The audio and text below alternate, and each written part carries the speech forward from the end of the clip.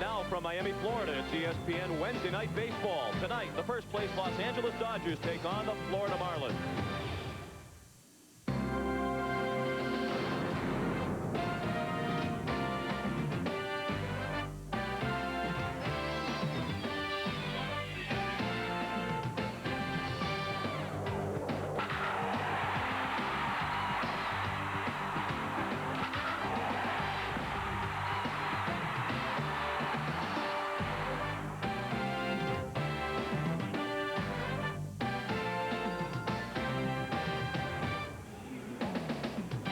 Robbie Stadium in Miami. It's ESPN Wednesday Night Baseball presented by Coors Light. Tonight, it's the Los Angeles Dodgers versus the Florida Marlins. Hello, everyone, and welcome. I'm Sean McDonough. It's nice to have you with us for the rubber game of this three-game series. You won't hear the Los Angeles Dodgers complaining about realignment. A year ago, through 58 games, they were 30-28. But already 7 games out of first in the National League West this year without Atlanta in the same division and with San Francisco nowhere near as hot as they were a year ago. The Dodgers have the same record, 30-28, but they're in first place by 2 games over the Giants. I'm joined by Buck Martinez. Let's talk for a moment about these red-hot Florida Marlins. They have the longest winning streak in their franchise history, snapped last night, a 5-game winning streak. But they deserve a lot of credit to be above 500. Despite the fact that their best pitcher and best hitter have been injured for much of the year. Yeah, they haven't had Brian Harvey healthy, and they haven't had Gary Sheffield, but they expect to get both those players back this weekend. You know, the Marlins have emphasized pitching, and it's been the starting pitching lately that has allowed them to have that hot streak where they won 5 in a row. Marcel Latchman is the guy that's put this team together, but he's moved on now, and Rene Latchman, the manager, has got this team playing well, averaging .320 during that hot streak, scoring 5.5 runs a game, and the ERA of 3.44 has been very impressive. So overall, things are pretty upbeat, particularly if they get those 2 key players back this weekend. Well, Oral Hershiser, for one, says the Dodgers really aren't much better than they were a year ago. It's just that the divisions are realigned. But if you look at the Dodgers statistically, certainly they're a much better offensive team to this point in the season than they were a year ago. Boy, they sure are. They've got a great offensive ball club, and Reggie Smith gets a lot of credit for that. But the Dodgers consistently have had good starting pitching, and they've got pretty good starting pitching this year. But the big problem for the Dodgers has been their bullpen. It was expected to be a lot better than this.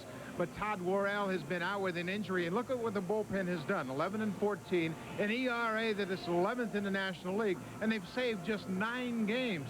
They expected to be a lot better, particularly with young Darren Dreifert in the bullpen. Jim Gott saved 25 last year, but right now they're a little bit beat up down in the bullpen, but Tommy Lasorda is hopeful they'll get it turned around. And Tommy will have Pedro Estacio on the mound tonight. For the Florida Marlins, it'll be Pat Rapp. We'll have the first pitch from Miami right after this. Welcome back to Joe Robbie Stadium in Miami. Tonight, the rubber game of a 3-game series between the Los Angeles Dodgers and the Florida Marlins. For a crowd expected to be close to 30,000 tonight. Tommy Lasorda has his Dodgers at 30-28 and in first place in the National League West. And tonight, he's giving Brett Butler a night off. Here is the lineup for Los Angeles. Jose Offerman will lead off and play shortstop with Butler getting a night of rest. Chris Gwynn in the starting lineup in left field. Mike Piazza, MVP candidate in 1994, catching and batting third. The cleanup hitter, third baseman Tim Wallach. Henry Rodriguez is in right field batting fifth. The first baseman Eric Karros, hot lately, batting sixth. Raul Mondesi is in center field batting seventh. Gary Ingram at second base hits eighth. And the pitcher, Pedro Estacio, will bat ninth.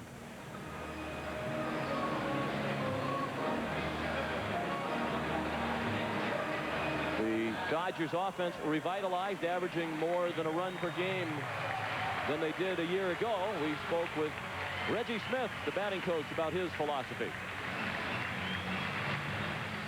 What is this guy trying to do to me? What does his ball do? What pitch does he like to throw when he's in trouble or in situations like that? That's what I'm trying to get into their heads, to have more of a plan. Seems like everything now is centered around mechanics, the approach to hitting from a mechanical standpoint versus being able to play in that ballpark with the 5-inch fences.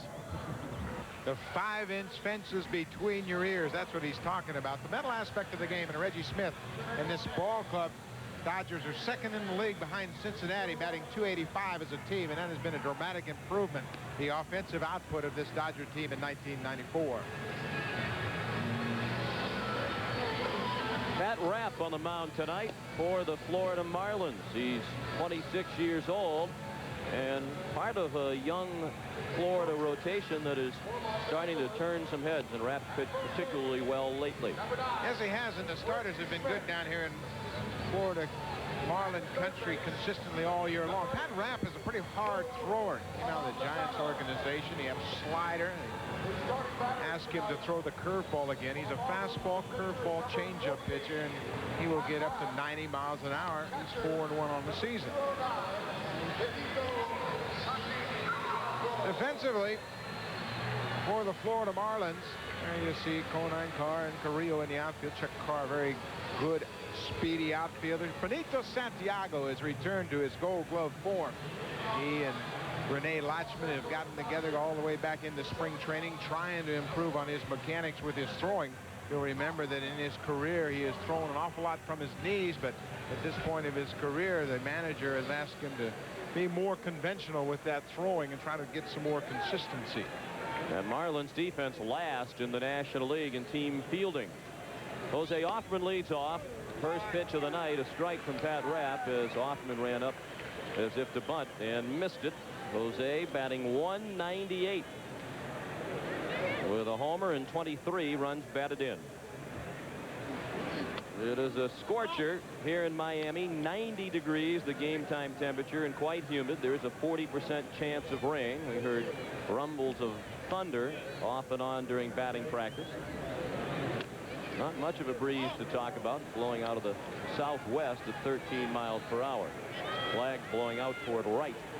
Don't stand there. And it is a good idea to bring a fan to the ballpark here tonight. Brett Barbery throws out Offerman for the first out of the ball game.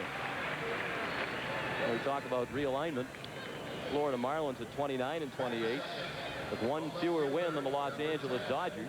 But because they're now in the division that houses Atlanta, they're 8.5 games out of first place and not thinking about the postseason. Rene Lachman says realistically their goal is to improve over their performance of a year ago. Year one as a major league team. Chris Gwynn out on the comebacker.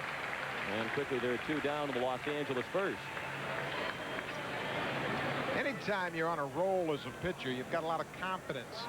You'll throw it over, put it to play, trust your defense. And that's what Pat Rapp has done here facing these first 2 batters. When you pitch ahead, you have many more options.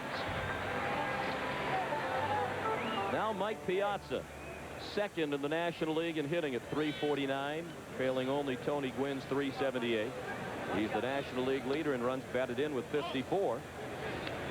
And he looked at ball one.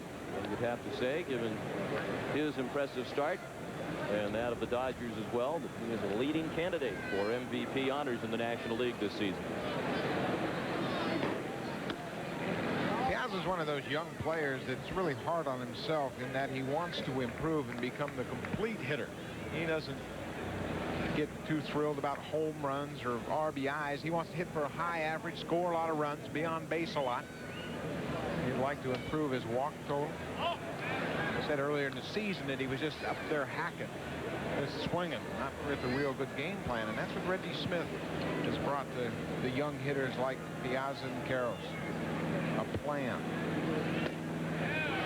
And Rene Lachman says it really has already paid off for Piazza because he noted, the Marlins manager, that Piazza really does a great job when he's at the plate of covering the entire strike zone. There's really no weakness that you can exploit as you're pitching to him, and he has developed his offensive game to where he can go to all fields, and he showed the patience Buck was speaking of by drawing a 2-out walk. Rene said the home run that Piazza hit here on Monday night, a grand slam, estimated at 477 feet, longest in Joe Robbie history. Rene said as far as they know, it has not yet come down. They had a sighting of it over the Keys this afternoon, and they think it's still going. Straightaway center. Tommy Lasorda said it was also the longest home run he had ever seen in this ballpark or otherwise. Breaking ball missed to Tim Wallach. Another reason why Piazza has succeeded is that Wallach has hit well behind him. Under the tutelage of Reggie Smith, he's having a bounce-back year at 275. In the top 10 in the National League in homers is Wallach with 13. Matter of fact, he's tied for 7th in the senior circuit round trippers. And he's up there with a count of 1 ball and 1 strike. Well, Sean, you can remember looking at Wallach a few years ago when he was with the Expos, how he held his hands up high over his shoulder, and he was a real straight uppercutter. Now he's dropped the hands. He has the ability to get on top of the ball a little bit more often. Not so pull conscious. There for a while, he says that all he was thinking about was pulling. He felt that was the only way he could hit the ball hard and hit it out of the ballpark. But now, Reggie Smith has him confident that he can drive the ball to all fields. In fact, he had a 2-run home run game at Shea Stadium earlier in the year when he had 2 balls out to right center. And he hits that high in the air, but not very deep in left center. Conine and Carr, and it'll be Chuck Carr, the center fielder, to end the inning. After a half inning, Los Angeles nothing, and Florida coming up. Miami, the Florida Marlins coming to bat for the first time tonight from manager Rene Latchman. Here's Rene's lineup tonight. Chuck Carr will lead off and play center field. Jerry Brown, riding a 7-game hitting streak, is the third baseman. Matias Carrillo in right field bats third. Jeff Conine, the left fielder, is the cleanup hitter. Greg Colburn at first base bats fifth. Benito Santiago is the catcher batting sixth. Kurt Abbott at short hits seventh. Second baseman Brett Barbary is swinging eighth. And the pitcher Pat Rapp will bat ninth against his opposite number Pedro Estacio. Right-hander Pedro Estacio makes his 12th start of the season. His last 2 starts, he combined for 6 innings of work, 13 hits and 13 runs. He's been roughed up. Pitching coach Ron Paranowski has made some adjustments with his delivery. They're trying to get him out over that front leg and get him back into a real good zone, low in the strike zone. Defensively for Tommy Lasorda, Dodgers stack up number 21 with Gwynn, Mondesi, and Rodriguez in the outfield. Brett Butler gets the night off. With tomorrow, he'll have 2 nights off, an opportunity to get recharged a bit. But Raul Mondesi, keep your eye on him. He's outstanding. A great arm, good speed, and he's a young player that everybody believes will be a star. Leads the majors with 12 outfield assists. The first pitch of the inning, hammered foul by Chuck Carr. Carr is hitting .317. That has him just out of the top 10 in the National League in hitting. He has 17 runs batted in. And at this point of the season, is a much improved hitter for average over his final numbers of a year ago. And he's trying to be smarter, less wild, as he says. A tendency to be aggressive at the plate, on the bases, and in the field. Carr hit .267 last year. They've made a considerable improvement to this point. His average will go up with a base hit through the right side of the infield. And they'll have to keep an eye on Carr. He's among the league leaders with 17 stolen bases, 4th in the National League. Well, he's only been caught twice, too, and that's a big improvement last year. Rene Latchman has asked Chuck Carr to be a little more attentive at first base. Piazza is throwing fairly well this year. Good strong arm. He's going to have to get some help from his pitcher, Pedro Estacio. Estacio has had base stealers still 5 out of 6 this year. Now Jerry Brown.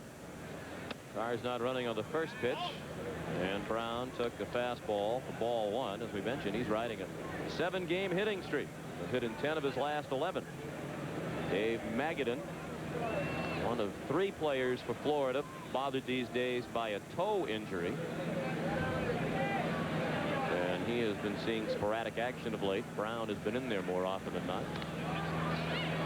Talk about how much credit the Marlins deserve. You look at their infield last night. They had Russ Morman at first, Mario Diaz at second, Kurt Abbott at short, Jerry Brown at third. Not to take anything away from those players, but that is probably the kind of infield that Florida expected to have this year at Edmonton, their AAA team.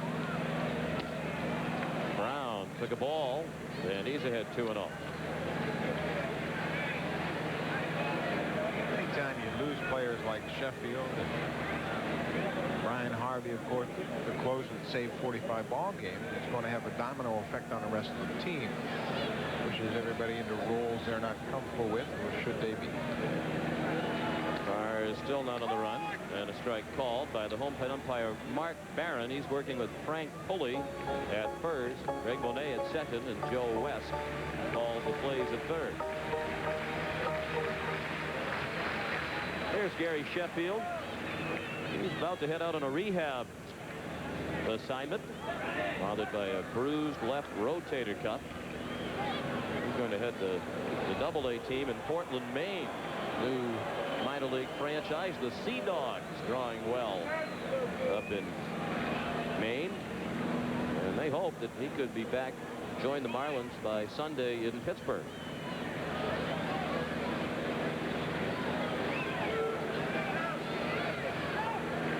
The 2-1.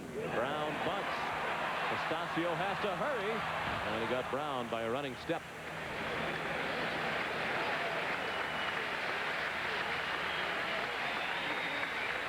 Well, the governor, Jerry Brown, gets down a perfect bunt.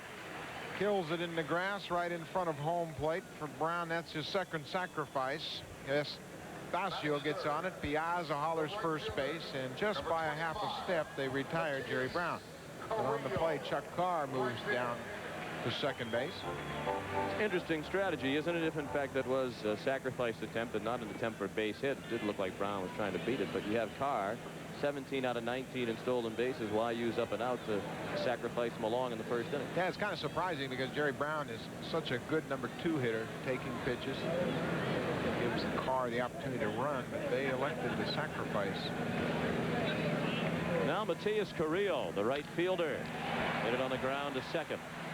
And Gary Ingram throws to Eric Karros for the out. That gets Carr to third with 2 down. We're in the first. There is no score.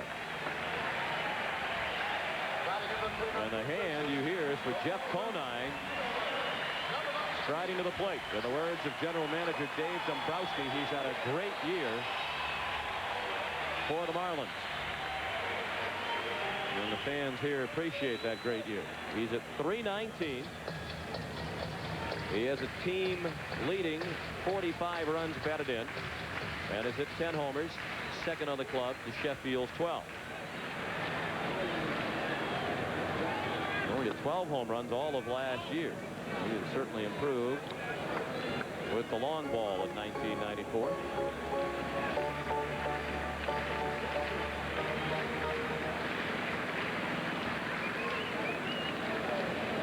Conine had a 5-game hitting streak snapped last night by Ramon Martinez, who was outstanding.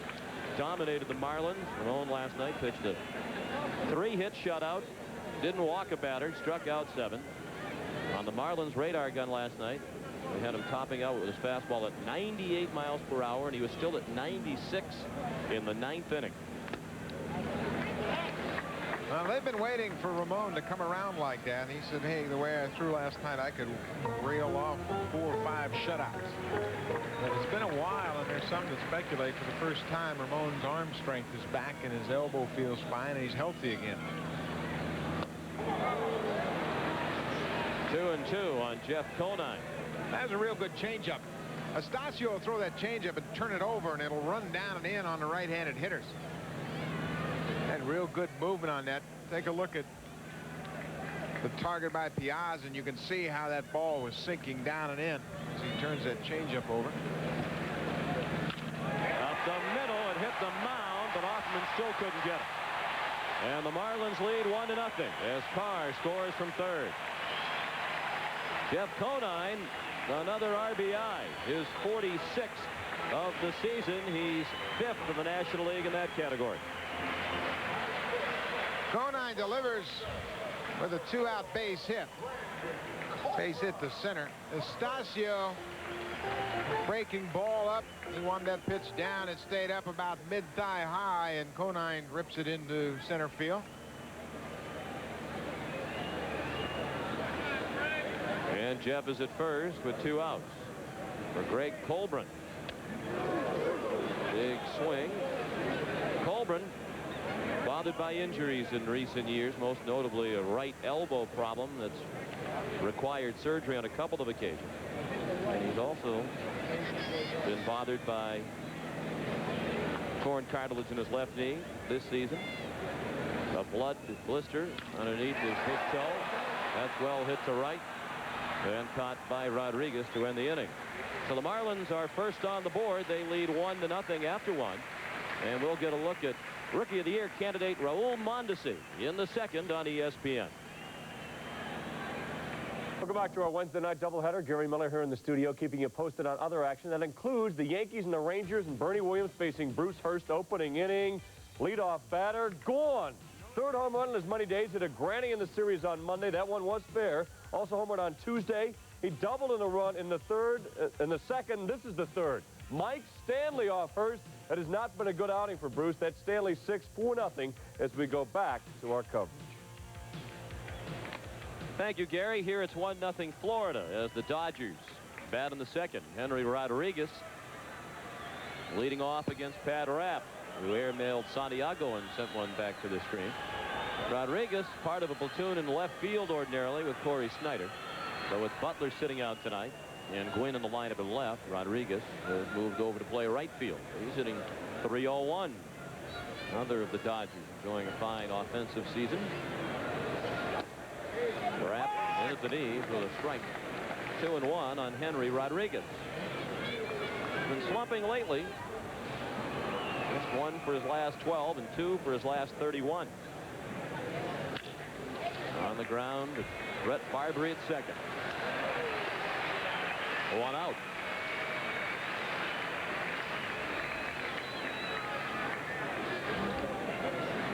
Batting sixth, the first baseman, number 23, Eric. And that brings up Eric Karros. First base. He is riding the longest hitting streak of his career. He comes into this one having hit in 11 straight games.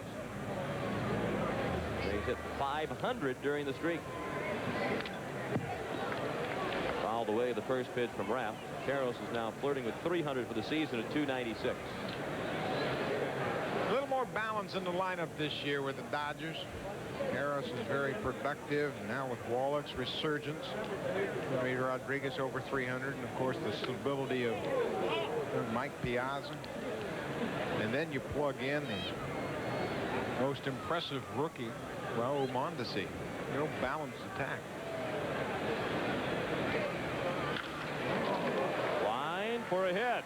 And Karros extends the longest hitting streak of his career to 12.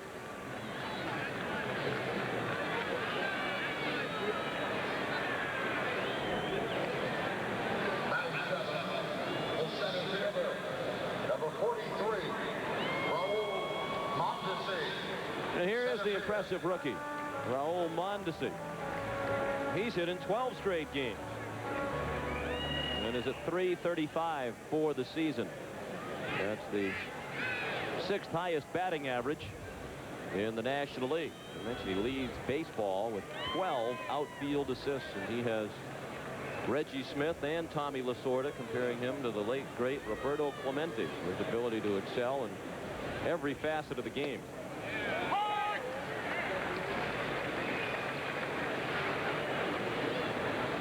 They're just beginning to learn about Mondesi, watching him play every day, but in the outfield he has great instincts.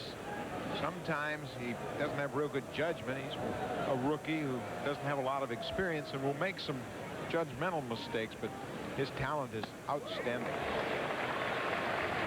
This is his second long hitting streak of the season. He had a 14-gamer back in May. This is the 4th longest hitting streak in the National League this year. He's in the hole here 0-2 as he faces Pat Rapp with 1 out. Karros at first, and Florida leading 1-0 in the top of the second.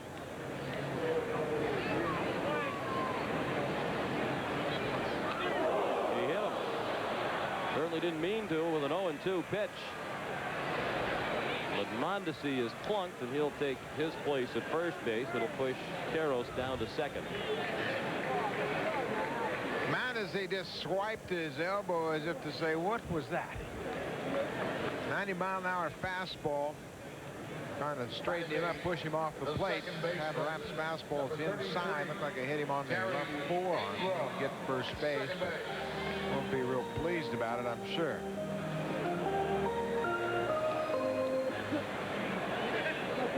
So the Dodgers have a threat with Karros at second, Mondesi at first, and one out. The number 8 hitter, Gary Ingram, is at the plate. He was called up from Double-A when Delino DeShield suffered a finger injury. They'll hope that he'll be back at the start of next week, talking about DeShield. But Ingram is coming up on May 14th. Has done a good job. He's at .311, going 14 for 45 with a couple of homers, and he has driven in 5 runs. Starting his 12th straight game at second base. And he popped it foul and out of play to the right. Had a couple of hits, including a home run here on Monday night in that wild 10-11 game that Florida won with 1 out in the 9th inning.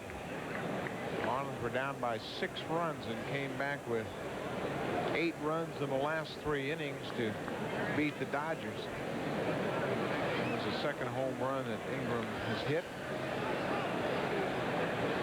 This has really been a very interesting series. Ingram strikes out for the second out of the inning. First strikeout of the night for Pat Rapp. Well, Pat Rapp is throwing his curveball again. There for a while he got away from it.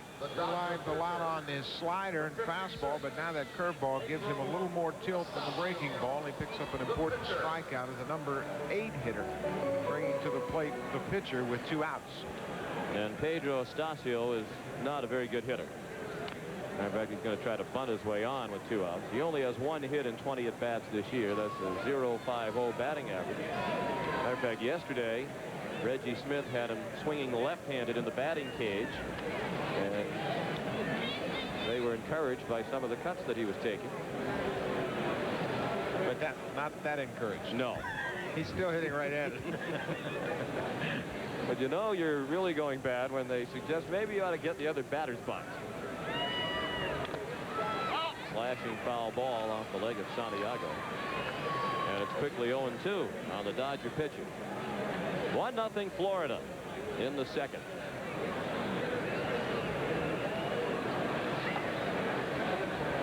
Karros leads from second. And Mondesi from first.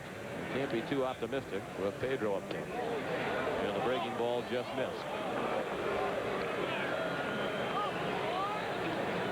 It's such a bonus to have a pitcher that can swing the bat, do things with it like Oral Hershiser on this Dodger team. Greg Maddux, Tom Glavine, all good hitters. Made contact, fought it off. Getting close. That was about a 45-degree angle. Ramon Martinez on this Dodger staff is a pretty good hitter. He has 8 hits this year, 34 at-bats, a .235 average. Kevin Gross has hit a home run, a 3-run homer against Chicago. Broken bat down to first. Colburn has to hurry and wins the race to the base. The Dodgers strand 2 after an inning and a half in Miami. 1-0 Marlins. Welcome back to Miami. Following this game, our look at great young outfielders continues here on ESPN. We'll check out the sweet swing of Ken Griffey Jr. Already with 24 homers, Griffey Jr. And the Mariners playing host to a couple of great outfielders on the other side for Cleveland tonight, including Kenny Lofton and Albert Bell. It's the Indians and the Mariners at 10:30 Eastern time tonight, the second half of our ESPN Wednesday doubleheader. Here it's 1-0 Florida as the Marlins come up in the second against Pedro Estacio. Benito Santiago looked at ball 1 high. He's batting .288 with 3 homers, 20 runs batted in. Estacio now the inside part of the plate. 1 ball and 1 strike.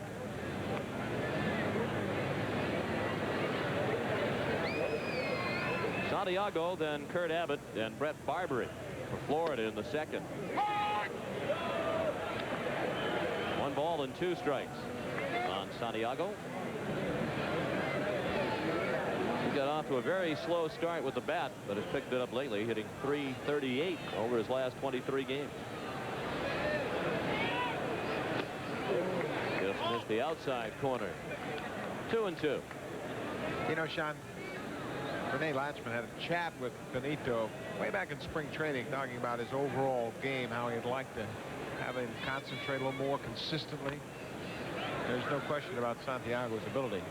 Very good hitter in the past. He's been an outstanding catcher. Gold Glove winner 4 times, but it seems as though from time to time he loses his concentration and his direction. And I think he really understood exactly what Lachemann had on his mind. Lachemann, a former catcher himself, just recognizes that Santiago should be the premier catcher in National League with all of his defensive skills. He's just trying to get him to understand that he needs to push himself a little bit. Still 2-2. Rossio shaking his pitching arm before delivering, and it's a high fly into shallow left. Santiago had a healthy cut, but it's a little pop-up handled by Chris Gwynn for the first out. Let's take a look at Pedro Estacio and his delivery. Pitching coach Ron Paranowski has been trying to get him to land on a soft front foot so he can get out over the top of it just like that.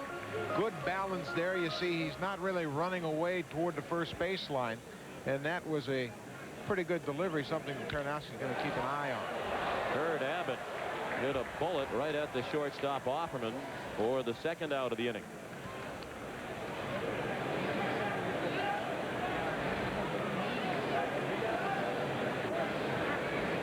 Offerman apparently working himself back into the good graces of his manager Tommy Lasorda a week ago tonight. They had a heated discussion in the dugout at Dodger Stadium after Lasorda ordered Offerman to bunt with a couple of men on and nobody out, and the pitcher coming up next.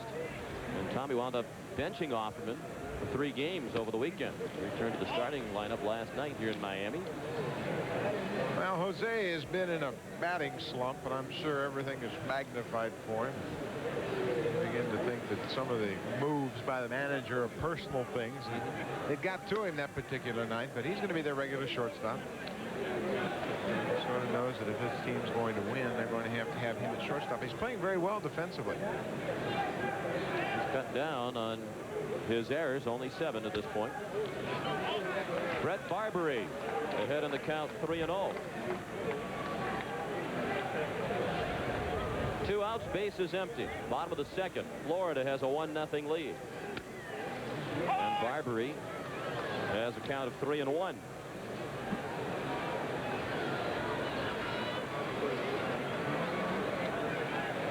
Former Montreal Expo signed by a scout named Kevin Malone from Montreal, who is now the Expos general manager. Mondesi the catch as he drifted toward left center. The Marlins go in order in the second. Jose Offerman will lead off when the Dodgers come up in the third. Florida leads 1-0. Jose Offerman will lead off here in the third. During the last half inning, we spoke of his run-in with Tommy Lasorda. This was as he returned to the dugout 1 week ago. Smashed the bat, slammed down the helmet, went storming toward the other end of the dugout, eventually disappeared down the runway, and very shortly thereafter the manager went down there after him, and they exchanged some words that weren't very pleasant, and Offerman found himself on the bench for 3 days. Back in the lineup and leading off against Pat Rapp, whose first pitch of the third is a strike. Well, Sean, what happens in those situations is players feel embarrassed that they're asked to bunt with a pitcher batting behind him, and although he's struggling right now, he feels that he shouldn't have to put that bunt down. Lasorda was thinking of the team in that particular situation, and that's what the play called for. But I'm sure they've got it worked out. It's all behind them now. This is his first start since the 3rd of June in Atlanta. And he strikes out. And we send it back to Gary Miller. Gary? Sean, the Silver Bullet takes us to Kauffman Stadium. Brady Anderson leading off against ex-teammate Bob Malachy, and he shellacks him. A ringer into the right field corner. Brady turns the speed on, triples. He would score on a Mark McLemore ground out. Malachy didn't yield after that. 1-0 as Sid Fernandez comes out to the mound for the bottom of the first backfield. Thank you, Gary. First pitch to Chris Gwynn. There's the ball low. 1-0 Florida. They scored in the first on a single by Jeff Conine that brought in Chuck Carr. Pop up off third. Jerry Brown has gone as far as he can go. And it's just out of his reach. And that is Kurt Abbott as well. And it's 1-1 on Chris Gwynn, brother of the league's leading hitter, Tony Gwynn. Remember what Tony's doing, even with less than impressive Padre team around him, hitting .378 to lead the league heading into today's action. That's incredible. Keep his concentration level up to that degree. Up the middle, Chris Gwynn. A good imitation of his brother. And the Dodgers have the tying run at first with 1 out. That'll bring up Mike Piazza. We spoke earlier of the grand slam he hit here on Monday night in the 11-10 Florida win. Estimated at 477 feet. And look where it came down. Way above that 434 mark, the deepest part of the ballpark, off Mark Gardner. Tommy Lasorda said the longest home run he'd ever seen. It is the longest in Joe Robbie Stadium history. Here's the breaking ball way out of the strike zone. 1 strike on Piazza, who walked in the first. Well, there was a breaking ball that Piazza just waved at. Looked like he was guessing with Pat Rapp, thinking he was going to get a fastball after a bad pitch away from him. That's the aspect that Mike wants to improve upon. Don't give away those wild swings and subsequently give away the at-bats. Rapp came after him with the fastball, and now Rapp's ahead of the hitter 0-2. Rapp was in the starting rotation at the beginning of the year, struggled, actually was demoted to the bullpen, made 1 appearance out of the bullpen. And the starting rotation was beset by injuries out of necessity. He was moved back into the rotation. He might have been on the verge of going down to the minors. And since re-entering the rotation, he's been terrific, coming off the best start of his season in his last outing against San Diego, when he took a shutout into the 9th. The Padres knocked him out after 8 1/3, and Florida won the game 5-1. On his last 2 decisions as Pat Rapp. Over the last 4 games, the opponent's pitch is .213 against him. It's that curveball that Buck was speaking of earlier that made the difference. Well, it really complements a pretty good fastball. Throws fastball, curveball, straight changeup. 2 starts ago, the Giants touched him up for 5 hits in 5 innings. Much of the work done with Rapp on his curveball was by former Marlins pitching coach Marcel Latchman, who started the season running the pitching staff for his brother Rene. Of course, Marcel Latchman, hired a couple of weeks back by the California Angels to be his manager. Emotional couple of days for the Latchmen as they parted company. Piazza with a ringing single into center, but almost got a piece of Rapp. Win to second, and here come the Dodgers again, 1st and 2nd, and 1 out. Well, so many hitters these days in the major leagues are good breaking ball hitters, and this is a breaking ball, and it's a pretty good one. But with 2 strikes, Piazza shortened up, just tried to make contact, and we hit a bullet right by Pat Rapp's glove into center field. That brings pitching coach Frank Rehberger to the mound. It was Rehberger who took over when Marcel Latchman left to go to the California Angels. Pat Rapp had an interesting comment talking about working with Marcel Latchman about the curveball. He said, "I was working with Marcel on my curveball until he got called up." That was the phrase he used to describe Marcel going from Marlin pitching coach to Angels manager. In a way, it is being called up. Called up from the minors to the majors. Called up to be the manager. I think that meeting on the mound between Pat Rapp and Frank Rehberger was pretty one-sided. Rehberger didn't look real pleased about the pitch selection that Rapp used to go after Piazza. He went out there and said, "Now let's think a little bit more and try to put him away." You had him in the hole 0-2. There, Tim Wallach with a pop-up out of play. 1-1 on Wallach, flying to center. Well, Rehberger might be a little cranky as well. He had somewhat of a milestone that a lot of people don't look forward to yesterday when he celebrated his 50th birthday. From Caldwell, Idaho, one of the original San Diego Padres, Frank Rehberger. Also pitched for San Francisco and the Cubs. Was the bullpen coach, made the pitching coach when Marcel Latchman left. In the dirt, Wallach wouldn't chase it. There's an aspect of Santiago that has always been very good, his ability to keep the ball in front of him. That ball in the dirt, when he calls for a breaking pitch, pitchers have a lot of confidence they can throw it as hard as they want to, because if they bounce it, Benito will keep it right there at home plate. 1-0 Florida in the third. The Dodgers threaten first and second and one out. And a called strike on Tim Wallach, evening the count at 2-2. Now let's watch where Pat Rapp goes here on this pitch. He got 2 strikes on Piazza, and then he went breaking ball. Here he gets the fastball inside to even the count at 2-2. Now let's see if Frank Rehberger has a little different plan on how he uses the fastball. Coming inside.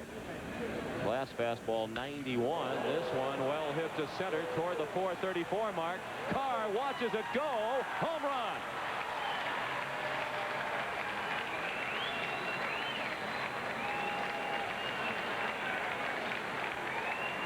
Well, they didn't like that pitch selection either. 92-mile-an-hour fastball redirected by Wallach for a 3-run homer. His 14th of the season. Runs batted in 43, 44, and 45, and the Dodgers lead 3-1. Well, he mentioned that Tim Wallach no longer feels that he has to pull the ball to hit it out of the ballpark, and this is a 2-strike swing at a fastball up and out over the plate, and he knows he got it all, even to center field. Chuck Carr just runs into the deepest part of the ballpark and stares at the wall as Wallach delivers the 3-run homer. And a solid hit into right field for Henry Rodriguez, who had been 1 for his last 13, including an 0 for 1 tonight before that line drive. So that's 4 straight hits off Pat Rapp, highlighted by the 3-run clout by Wallach. His 14th of the season. He's now tied for 5th in the National League in home runs with Phil Plantier of San Diego and Colorado's Dante Bichette. A lot of offensive weapons on this team this year. They put the veteran Brett Butler at the leadoff spot. Remember, he's out of the lineup tonight. A couple of days off tonight. Tomorrow's a scheduled off day. Dodgers had scored 302 runs coming in, tied with Cincinnati for the National League lead. They're the only teams over 300 in the National League. Reds averaging slightly more per game. They played 1 less game. That's down the third base line. Foul ball, says Joe West.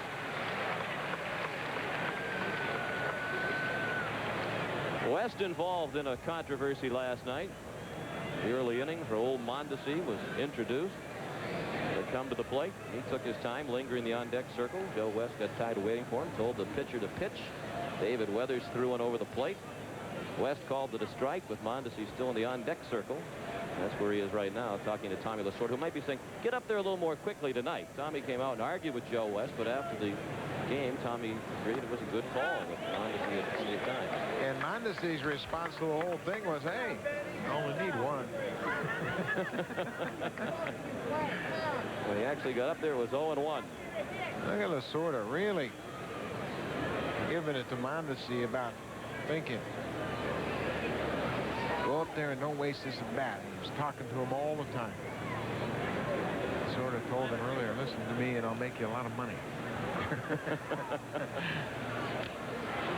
Fouled off the mid of Santiago. 0-2. The count on Eric Karros, who extended his hitting streak to 12 games with a single to right last inning. We're in the third. The Dodgers lead 3-1. They're now hitting the Marlins 5-2. Neither team has made an error. This will be the 53rd pitch of the night from Pat Rapp. We're only in the third. And it's inside.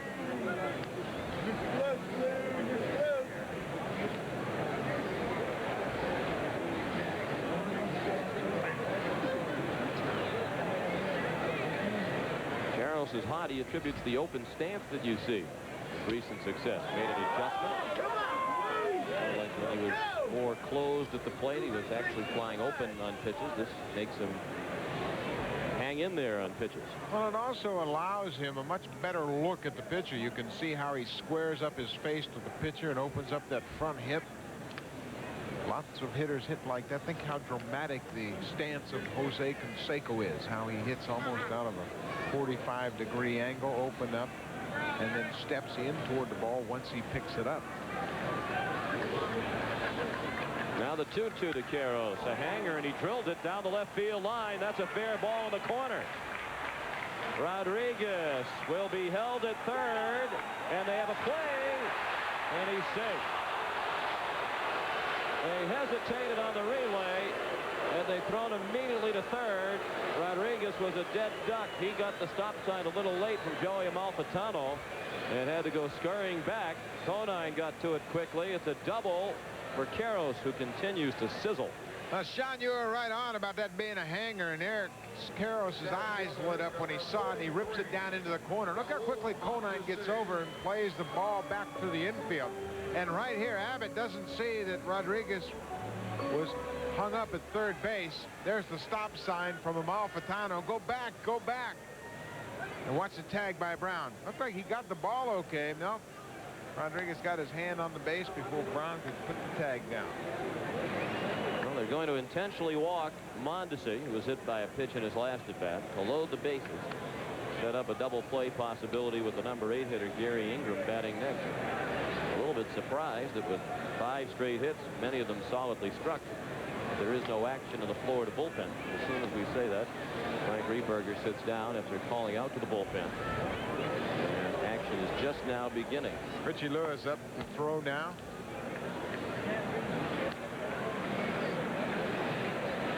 He's not ready now. He's only thrown 3 warm-up pitches, and Rene Lacheman's hoping that Rapp can get out of it himself with the 8-9 hitters coming up. Rapp is due to lead off the next inning for Florida. We're in the third. Rene Lachman of the Marlins trail 3-1 in the rubber game of this 3-game series. Bases loaded, infield back at double play depth. Gary Ingram, the batter, he turned on one and hammered it foul into the left field stand. It looks as though the Dodgers may have picked up on a pattern second time through the lineup. They have jumped on Pat Rapp. Remember Reggie Smith talking about a game plan, studying what a pitcher will give you in certain situations, and they put together 5 hits in this inning, and so far have come up with 3 runs.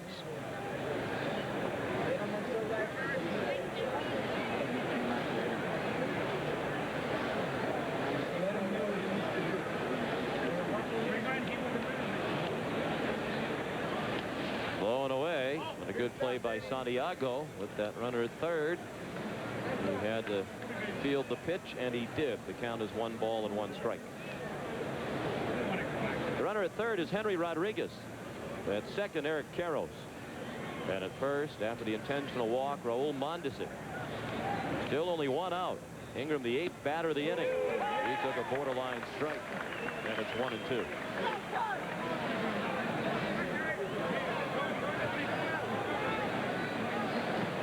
Minnesota's got to be hoping for some kind of action from Ingram here. Remember, Estasio's on deck, and he's not much of a hitter. Fouled out of play to the right. Santiago wants to go to the mound. Tommy is animated best here in the first couple of innings of the ball game. He says, when my team loses, I feel like I have not done a good job, and he hasn't enjoyed the last couple of years very much. Realignment, as we noted at the outset, has been kind of the Dodgers. Braves are gone. Giants are struggling. The Dodgers are in first place. You know, they have the exact same record as they did at this point last year. Another 1-2 from Pat Rapp. Fouled away. Ingram taking the place of Delino DeShields. He made the jump from Double-A. When he arrived, he was wearing a pair of blue jeans that really didn't impress the Dodgers, so DeShields took him under his wing and took him to buy a new wardrobe. Well, Orel doesn't want to be seen by that camera down there. He covered it up with his towel. Down to short. They'll have to hurry to turn 2. Abbott slipped as he threw. Barbary did a good job to field the throw and get the out. Rodriguez scores to make it 4-1. I don't know if that would have been a double play ball even had Abbott kept his footing. Wasn't hit sharp enough with Ingram and his speed down the first baseline. The pitcher, Pedro Estacio. Take a look at the ground ball toward the hole. Abbott gets to it. Watch his right foot. His footing gives way. He still gets to throw to Barber. He does a good job to retouch the bag at second and get at least one out.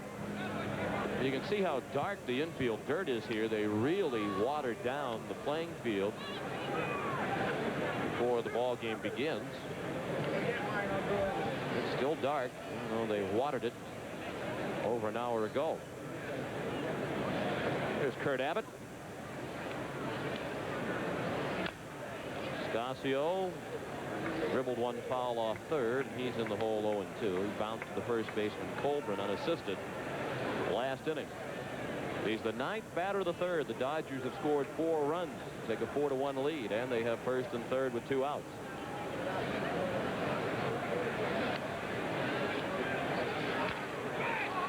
Down to third, charged by Brown on the run. He throws him out. 32 pitches in the inning for Pat Rapp. 4 runs for Los Angeles, highlighted by the 3-run homer by Tim Waller. Is having a terrific season for Kansas City. Here it's 4-1 in favor of Los Angeles. They scored all 4 runs in the top of the third. Marlins will have their chance to bat in the third now. And Pat Rapp, despite facing 9 batters, throwing 32 pitches and getting knocked around, will have the chance to continue. It's still early in the game. So Latchman elects not to send up a pinch hitter in the third. Rapp 3 for 19 this season, including an RBI. He'll be followed by the top of the order, Chuck Carr and Jerry Brown. Pedro Estacio, who's retired 4 in a row. Rapp hit it to short. Offerman throws him out. We mentioned that Jose Offerman has really improved on his defensive play at shortstop. Last year, 37 errors so far this year, just 7 errors, and you can see that he's much more confident. He went after that ball very sure-handedly, knew he had some time with the pitcher, and that's pleased Tommy Lasorda. Anytime you're thinking about winning a division, you've got to have solid defense, particularly up the middle. And with Offerman's improvement in Delino to Shields, once he's back healthy at second base, they have a pretty good second base shortstop combination. Chuck Carr ran up the bunt and looked at ball 1. Carr singled to right, leading off the floor to first, and scored the Marlins run. Scored from third on a 2-out single by Jeff Conine. Carr very confident, some say cocky. Interesting how candid Brett Butler was yesterday in talking about Chuck Carr, because even though he's hitting around 320 right now, I wouldn't guess that he'd hit 280 this year. That's just foul, unless Carr learns to make some adjustments, and I'm not sure he knows how to make those adjustments. Orel apparently bothered by that camera, talking to the gentleman who runs it. And it's not an ESPN camera, by the way, part of the in-house Joe Robbie Stadium equipment. Carr out on the bounding ball to second. And here's Gary Miller. Sean, the Silver Bullet's going to take us to the Big O. Brian Williams in trouble, and Clifford Floyd giving him more of it. A ringing double that gets by the right fielder, and that'll bring home Lenny Walker.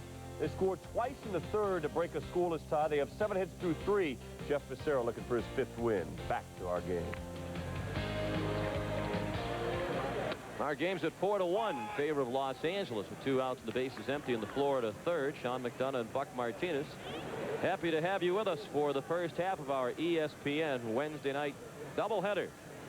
Cleveland at Seattle coming up next. Mr. Griffey Jr. on a pace to hit 69 home runs. He's slowing down a little bit. Well, he did hit one last night. 24th last night. Some big numbers. Making some noise out there. Talking about his desire to be on a winning ball club, and that there's not enough heart here in Seattle. He just wants to win. They're going to make a few changes there. They just called up Brian Terang, trying to gain a little more speed in that lineup. Their pitching staff overall a bit of a disappointment, particularly in the starting rotation. The Mariners have really hurt themselves with their defense. One of the best fielding teams in all of baseball last year, and one of the worst this season. Tough to explain with essentially the same cast.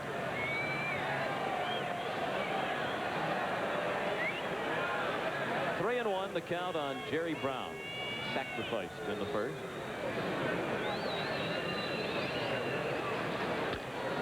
And that's ball 4. Anastasio had retired 6 straight before the walk to Brown. First walk thrown by Anastasio. We're at Joe Robbie Stadium, the home of the Miami Dolphins, in addition to being the home of the Florida Marlins. And they've done a terrific job with the configuration here to make it feel like a baseball park. You really don't get the sense that you're in a cavernous 70,000 plus seat football stadium. They blocked off a lot of the football seats. You can see the tarp out there covering outfield seats. The baseball capacity just over 40,000. The seats very close to the action along both lines. And they have the teal tower, as Chris Berman dubbed it out there in left field, 33 feet at its highest point above that clock.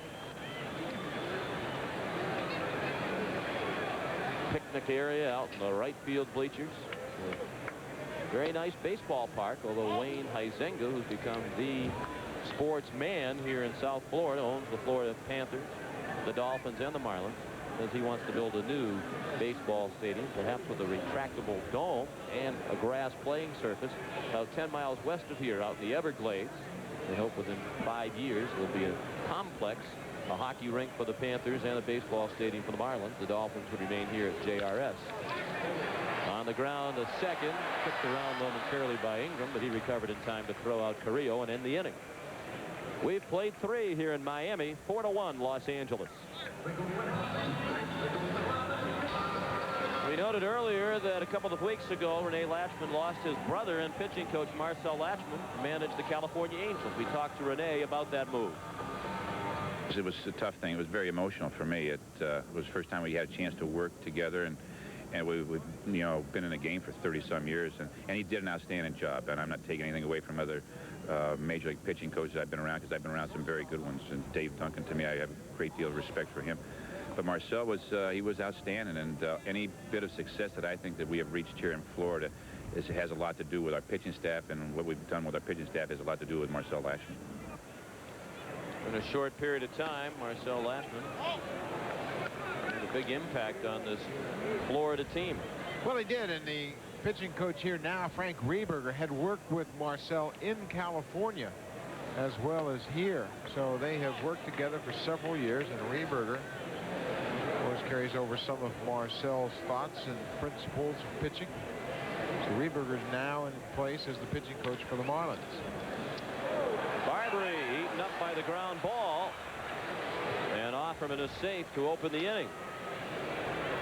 That's an error on Brett Barbary, and Offerman is aboard to start the 4th. He led off last inning with a strikeout, but then 8 more Dodgers came to the plate, and they scored 4 times. Well, that ball just bounced up and hit Barbary right in the middle of the stomach. That's his 8th error of the season, a routine ground ball. That play should be made, and that's the kind of play that gets your pitcher in trouble. Well, nothing new for the Marlins. Their 52nd error as a team that leads the National League, the worst team in the league defensively. Ball 1. And on the feet of Chris Gwynn, who started the 4-run uprising last inning with a single to center. He scored the first Los Angeles run on the 3-run homer by Tim Wallach. Chris bounced back to Pat Rapp, the pitcher, in the 1st. Offerman back to first base. He's only stolen 2. He's been thrown out once.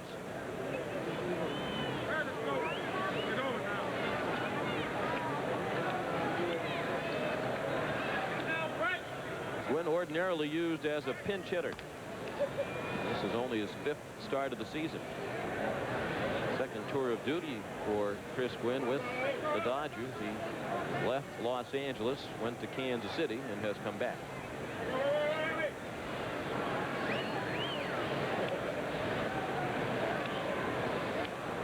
Well, a 1-0 pitch. Talking about the brothers Lachman, there's a 3rd Lachman brother, Bill, who was a catcher in the Dodgers system back in the mid-50s, late 50s, early 60s. He's managing the Angels rookie league team in Mesa, Arizona. All 3 Lachman brothers graduated from Dorsey High School. in Los Angeles. Bill Lashman was a high school teammate of Sparky Anderson. And Rene was a bat boy for the Dodgers. 1959, 60, 61, and 62. Great Southern Cal baseball tradition. The Lachman family. Now they're carrying that tradition on in the big leagues. You know, both Marcel and Rene played in the athletics organization. As you look at Richie Lewis throwing down in the bullpen. Marcel was a pitcher. Rene was a catcher. They were both in Des Moines in 1971. 2-2 on Chris Gwynn. This series has been the Rene Lachman milestone series. One positive as far as Rene is concerned, one negative. He earned his 300th win as a major league manager Monday night in that dramatic comeback. And then last night, when they were shut out by Ramon Martinez, it was his 400th loss as a major league manager.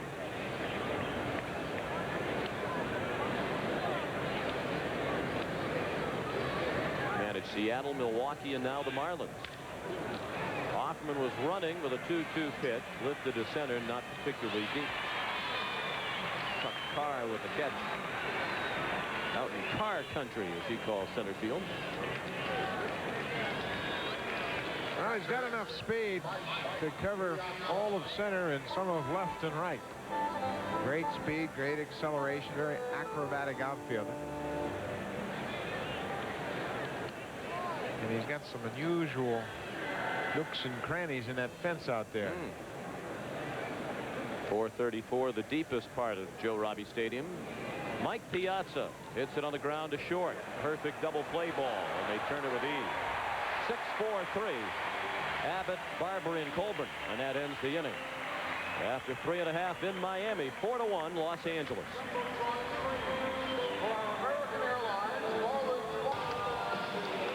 Welcome back to Joe Robbie Stadium. We're heading to the bottom of the 4th inning. Florida coming to bat trailing by a score of 4-1. Marlins on just about the same pace as they were a year ago. Last year, after 61 games, they were 30-31. But then they really struggled the rest of the way. From that point on, they won only 34 games the rest of the season and lost 67.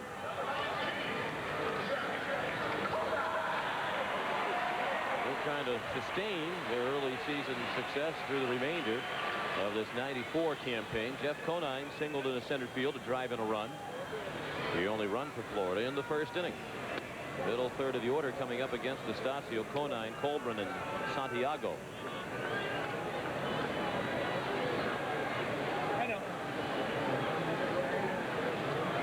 Marlins have not had a hit since Conine's RBI single in the first. Had only one base runner since then, a 2-out walk last inning to Jerry Brown.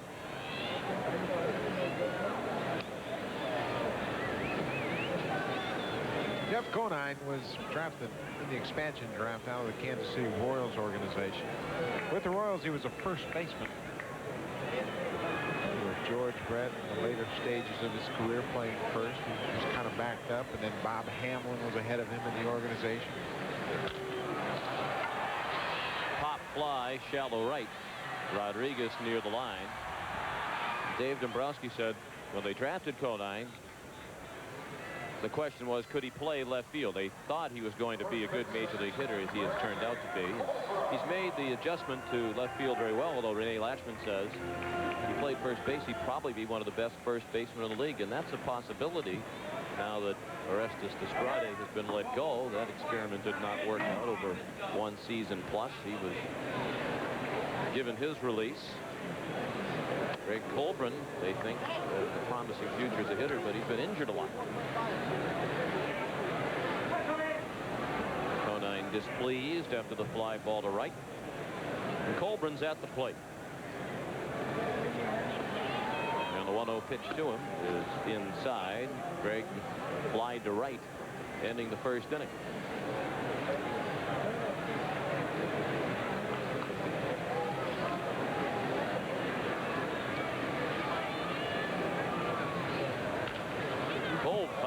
Wicked shot into the Dodger dugout. That scattered the troops down there. Probably could have seen that one with that camera they've got in that dugout. Assuming so it's concerned still hooked up. Not like Oral to concern himself with trivial matters. He thinks there's spying going on.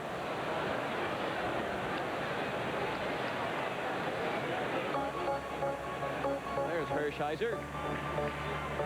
I mentioned he was pretty candid. Said really our team isn't any better than last year. Just that with realignment, we're in a different division. That's why we're faring better.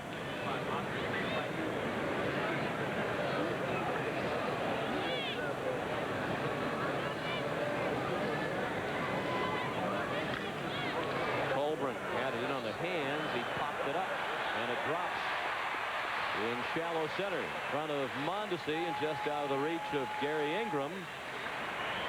And that's the third hit for Florida. It comes with 1 out in the 4th, and we check in with Gary Miller. Gary? Sean, the Silver Bullet takes us to Montreal. Expos working on a 2-0 lead in the 4th. Jeff Bagwell tees off on Facero. There goes the shutout. Bagwell's 14th home run of the year. Then comes Ken Caminiti. Back-to-back Jack. Caminiti's had 13 home runs each of the last 3 seasons. That's his 11th. It's tied at 2 as they go to the 5th. Back to you. And you don't hear trade talks involving Ken Caminiti anymore. High salaried player, but the season he's having there, contended appears now to hang on to him in Houston. Isn't that interesting the way those things happen? Rick Aguilera was going everywhere at the start of the year, and then Minnesota turned it around. All of a sudden you don't hear his name mentioned in trade talks at all. Very difficult for an organization to trade away a player like Caminiti or Aguilera. Sends a bad message to their fans right now. Yes, it does. We're more concerned with keeping the payroll low than we are with winning right away. Santiago took a ball in the dirt, evening the count at a ball and a strike. Benito was out on a fly ball to left in the 2nd. Benito took a tag in the face at home plate from Mike Piazza on Monday night. And suffered some scratches on the side of his face and neck. Said he didn't really mind because Piazza immediately asked if he was okay. But then yesterday in the paper, he kind of popped off a little bit about it, which surprised Mike Piazza. Yeah, he said, you know, if you feel like that, why would you announce it? Kind of sends a warning.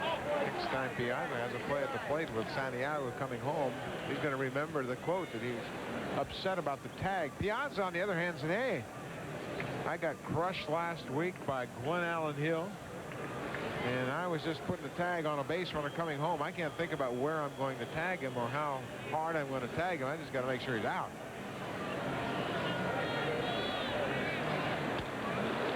Stasio has fallen behind 3-1. Glenn Allen Hill, the Cubs outfielder, steamrolled Piazza last week. Caused Mike to miss 3 games with sore ribs after the home plate collision. 4-1 Los Angeles. Marlins have a runner at first. Greg Colburn with 1 out in the 4th. And the count 3-1 on Santiago. He swung at ball 4 and chopped it foul.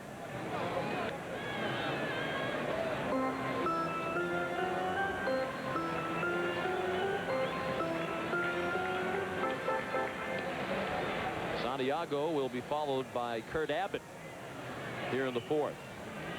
4 runs on 6 hits for Los Angeles. 1 run, 3 hits, and 1 error for Florida.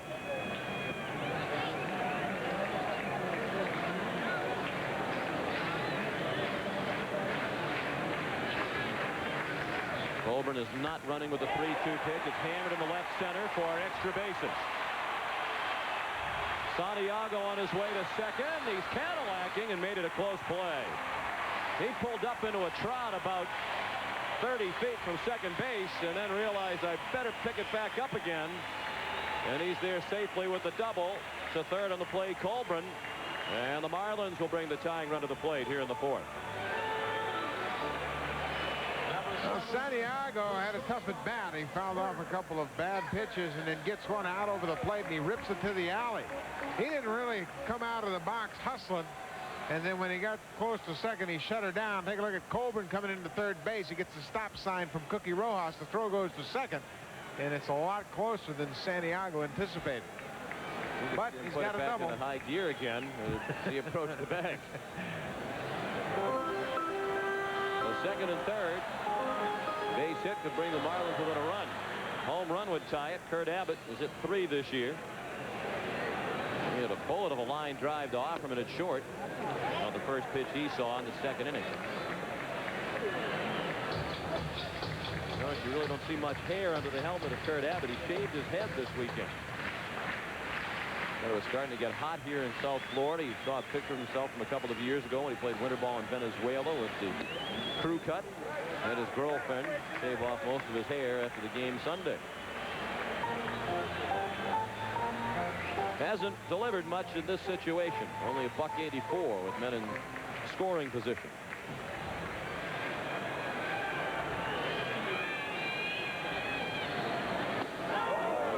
The pitch out of the strike zone.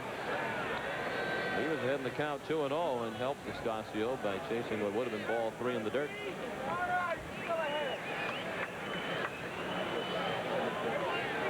One thing working in Estacio's favor, it's the bottom part of the order coming up. Abbott, the number 7 hitter. Brett Barbry's on deck, and then the pitcher Rapp is due. Second and third and 1 out. 4-1 Los Angeles in the 4th. Estacio working from the windup. And Abbott popped it up. That won't get the job done. Offerman the catch, 2 down. A big out for Pedro Estacio as the runners are still at second and third. Ron Karanowski on his way to the mound. First base is open with Barbry coming up, and then the pitchers do. They might decide to put that tying run at first base and pitch to the pitcher. And as they talk of the mound, we'll remind you tomorrow on ESPN, our coverage of the College World Series continues as Oklahoma, undefeated in the NCAA College World Series to this point, takes on Arizona State. That's at 3:30 Eastern time tomorrow. Arizona State faces elimination in the double elimination event. Oklahoma defeated Arizona State on Monday in 11 innings, 4-3. It's Oklahoma and Arizona State tomorrow, 3:30 Eastern time from Omaha on ESPN. Our thoughts and prayers go out to ASU coach Jim Brock and his battle against cancer. Had to go home to Arizona from Phoenix. Too sick to remain at the College World Series. We're thinking of him tonight. Brett Barbry, the batter. What do you suppose the message was? Pitch to him and pitch carefully? Well, I think they were trying to weigh the options because the pitcher is on deck. They'll obviously pinch hit for him if they put him on. So they would like him to be able to retire this hitter, but certainly don't want to give in to him. And so far, nothing close. 2-0 on Barbary.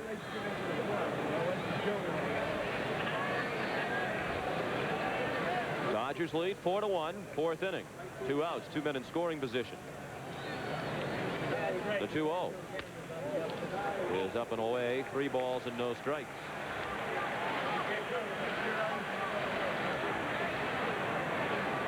Tommy yelling at his pitcher, wanting him to retire this guy. They don't want to see a pinch hitter in this situation.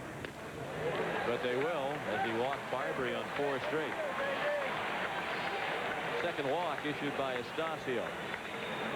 And Russ Moorman is going to come up to bat for the pitcher Rapp.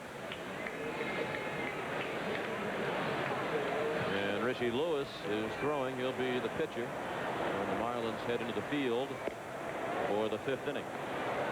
Your attention, please. Ladies and gentlemen. Moorman, the right-handed batter that was just recalled from the minor leagues, is a 30-year-old power-hitting first baseman that has bounced around from organization to organization. He got a break to come up to the big leagues with the Marlins this year. Never really had much of a chance, despite a decade in the minors. Over 1,000 minor league hits, 1,037 to be exact, 115 lifetime homers in the minors. Organizations in Kansas City, Cincinnati, Pittsburgh. No one's given him a consistent chance at the major league level. Matter of fact, he said this past offseason he decided I'm going to stop worrying about being called up. I'm just going to have fun playing baseball. He did tell his 4-year-old daughter Katie, if I get called up, for the major leagues, I'll take you to Disney World. When he got the call on May 30th that he was going to join the Marlins in San Francisco, called his daughter and said, we'll be going to Disney World when the season is over. 2-0, and Tommy has watched Estacio throw 6 straight balls. No place to put Mormon.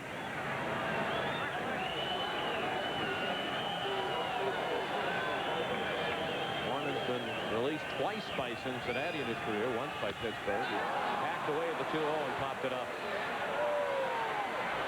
Eric Karros makes the catch, and the Marlins leave the bases loaded. Rapp departs. Richie Lewis will be the new pitcher, and we come back to Miami.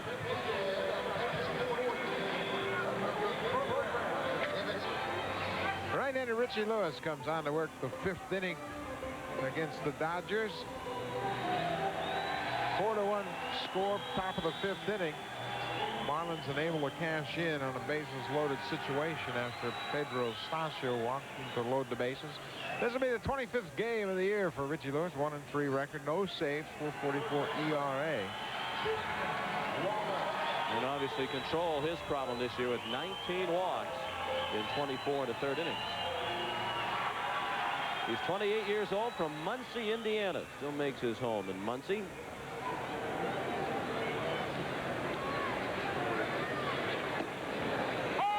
And his first pitch is a strike to Tim Wallach with a big hit in this ball game, a 3-run homer to get the Dodgers on the board in the 3rd. That made it 3-1. They scored another run in the 3rd. They lead 4-1. Pat Rapp, the starter, worked 4 innings. About 4 runs, all earned on 6 hits, including the Wallach home run. He walked 2, one of those an intentional walk. He struck out 2 and hit a batter. And a good curveball from Lewis. Wallach waved at fastball, curveball, changeup. Take a look at the break on this curveball.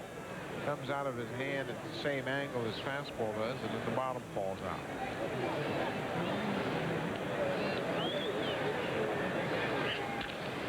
Another rocket off the bat of Wallach, and another hit. Backhanded by Conine, holding Wallach to a single. So Tim's 2 for 3 tonight.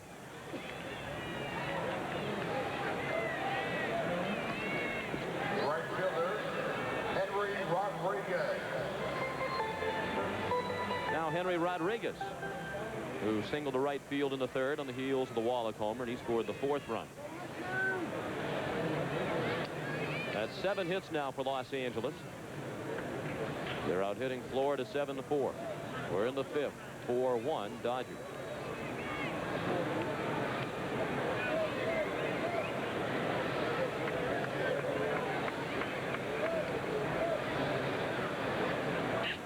Of course, the big weapon out of the Marlins bullpen, their closer Brian Harvey, is on the disabled list, but beginning a rehab stint with their team here in the Florida State League. Tomorrow, Harvey will go to Brevard County, pitch for the Manatees. They want to get 3 or 4 outings, including at least a couple that are back-to-back. They hope he can return mid to late next week. Well, it's important that they have him go back-to-back to see how he responds anytime you have an injured pitcher. That's the big question. You know, he might be able to throw for 1 day, but how does he respond when you have to get him up a couple of days in a row? Before they activate him again, they will make sure that he is sound. Rodriguez popped it up center of the diamond. Abbott, the shortstop, takes charge for the first out. As Renee Latchman says, it seems every day there's another injury. Sheffield and Harvey, the 2 all-stars for Florida last year, been on the disabled list for a while. Today, Mark Gardner, who started here Monday night, went on the 15-day disabled list with a groin injury. Right-hander Kurt Miller called up from Edmonton. Jeremy Hernandez was doing such a nice job as the closer in the absence of Harvey. He's out for the season. He had neck surgery for a disc problem on Monday. 3 hours of surgery. He won't be released until Friday. He'll be in a neck brace for 4 months. Wicked line drive down to 3rd, and that's a double play. Karros hit a bullet, but right at Jerry Brown, and that ends the inning. After 4.5 in Miami, still 4-1 Los Angeles. The silver bullet takes us back to Kansas City. 2-1 game. Bob Malachy against Cal Ripken. His former mate hits a long drive. Is it gone? Yes. As the fans scramble for it, Cal couldn't tell where it landed. It's gone. His 6th of the year. Orioles up 3-2. Back to our game in Florida. Thanks, Gary. Here's the top of the order coming up for the Marlins. Chuck Carr to lead off against Pedro Estacio. He swings for the first pitch. Lazy fly, left center. Look out. Mondesi made a running backhanded stab of it. Wynn pulled up thinking Mondesi was going to play it routinely. It was anything but routine, but they made the play for the out. Well, this is just the 3rd game in center field for Raul Mondesi. Remember, Brett Butler's the regular center fielder. So Butler gets the night off. Mondesi with such great talent out there makes that play easily. Tony Gwynn standing here has to duck out of his way, but it's a communication thing. Center fielder not really comfortable with the position. Didn't know to call Gwynn off earlier. Jerry Brown hasn't been up officially yet tonight. He sacrificed and walked. Another chance to extend his hitting streak to 8 games.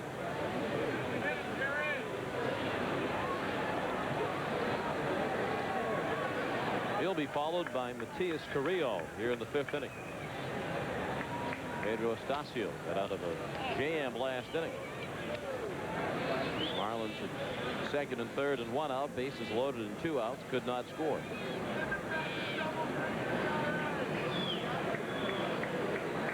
Estacio been working behind in the count a lot. 3-0. The count now on Brown.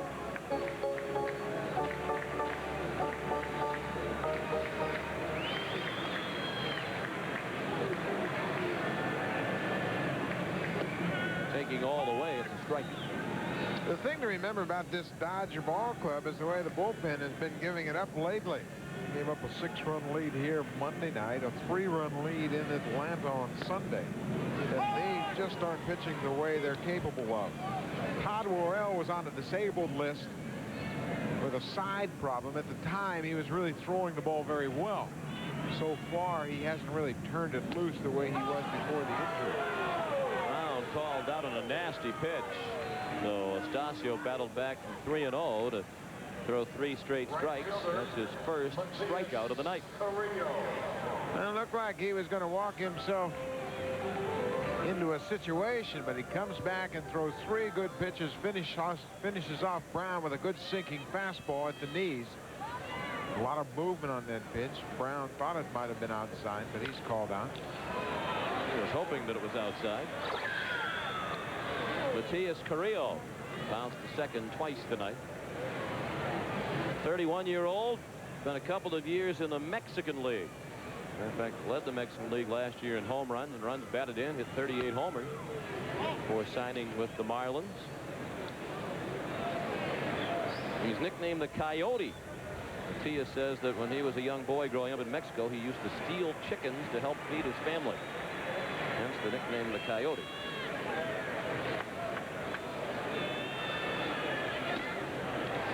Two balls and a strike.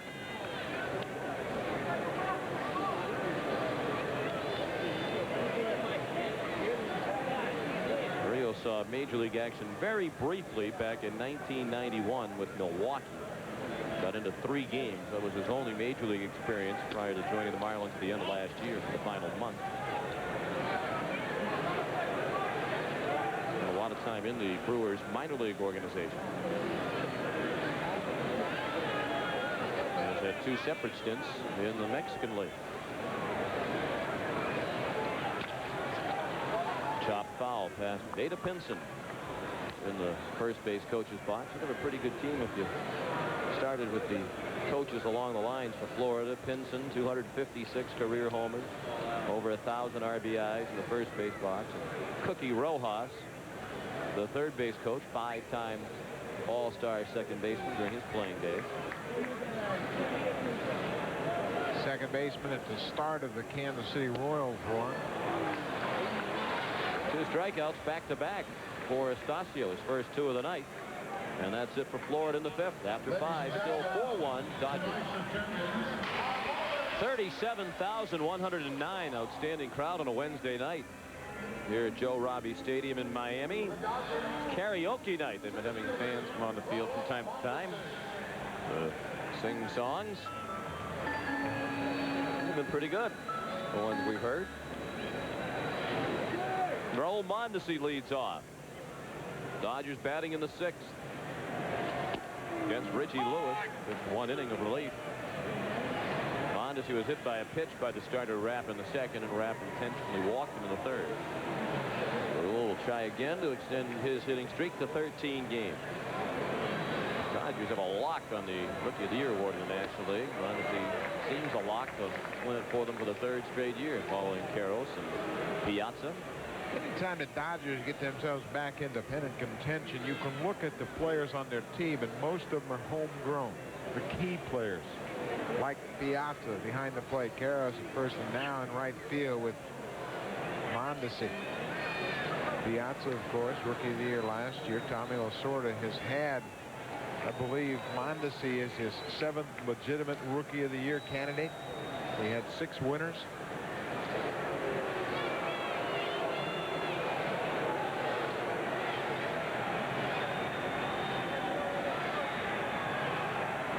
Snyder on the right alongside Oral Hershiser. Reminded of last night when Snyder was taking batting practice. Tommy Lasorda was leaning up against the cage watching him hit.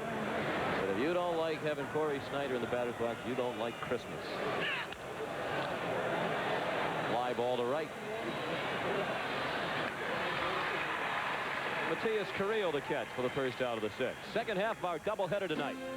An attractive matchup from the Kingdome where the Seattle Mariners and Ken Griffey Jr. take on the Cleveland Indians and Kenny Lofton. The Indians had won 8 straight before they arrived at the Kingdome. The Mariners have won the first 2 games of that series and look for the sweep tonight. They'll face a tough pitcher. Mark Clark will be on the mound for Cleveland. He's 6-1. That's at 10:30 Eastern time following our game from Miami tonight. Here it's 4-1 Dodgers. They've out-hit the Marlins 7-4. First pitch to Gary Ingram is low. He's 0 for 2, but he picked up an RBI when he reached on a fielder's choice in the 3rd.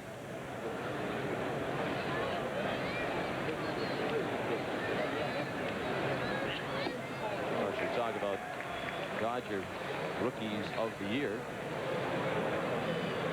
Karros and Piazza in the last 2 years. Steve Saxon, 82. Valenzuela in 81. Steve Howe, 1980. Rick Sutcliffe in 79. That was another string, which they won it 4 years in a row. Jackie Robinson the first to win it. First year of the award in 1947. There have been 13 Dodgers since 1947 selected as Rookie of the Year. And they have a young man by the name of Roger Cedeno, just 19 years old, from Venezuela, switch-hitting center fielder, playing at AAA already at age 19. And they think he's not far away from being a big leaguer with a very bright future. Last report, he was hitting .311 for the Dukes. Ingram called out on strikes. First strikeout for Richie Lewis in his inning in 2/3. 2 down in the Los Angeles 6th.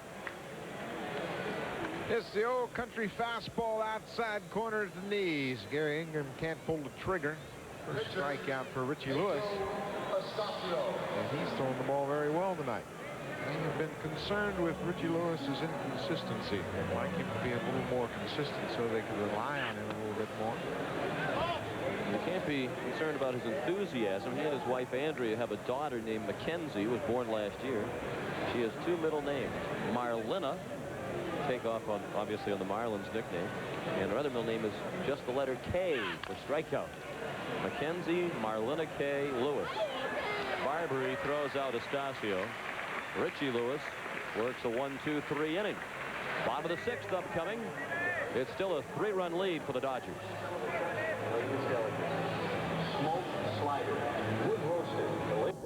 Leaving no stone unturned, the Silver Bullet takes us to the College World Series.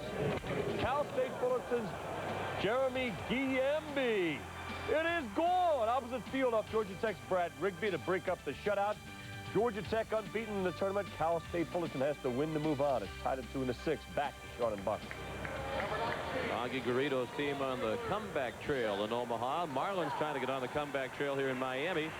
They have the middle 3rd of the order coming up. Conine, Colburn, and Santiago against Pedro Estacio. Retired 4 in a row as he goes to work in the 6th. Conine drove in the Florida run in the 1st inning with a single to center. He flied to right in the 4th. Jeff Conine's an outstanding racquetball player. In fact, national caliber racquetball player. Won the junior national championship when he was 18 years old. got married. His wife, Cindy, they got married in the offseason. She's a national caliber racquetball player as well. Jeff's out on the fly ball to right for the first out of the 6th.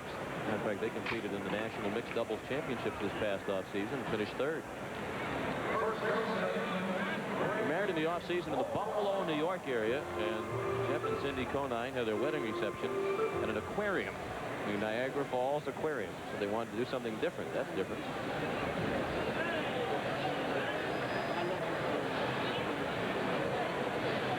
Greg Colburn, the batter. He's 1 for 2, single to center in the 4th. Pedro Stasio works into the 6th inning here against the Marlins, and he is pitching much better than his last 2 starts. Just 1 walk so far, a couple of strikeouts. He hasn't had great control, but he's able to overcome it. He's fallen behind several Marlins hitters, but has fought his way back. That time that fastball got away from him. All right, it's 3-0. You're right. The Marlins really haven't been able to capitalize on being ahead in the count much of the night against Stasio. He walks Colburn on 4 pitches. 3rd walk thrown by Pedro, and a 1-out base runner.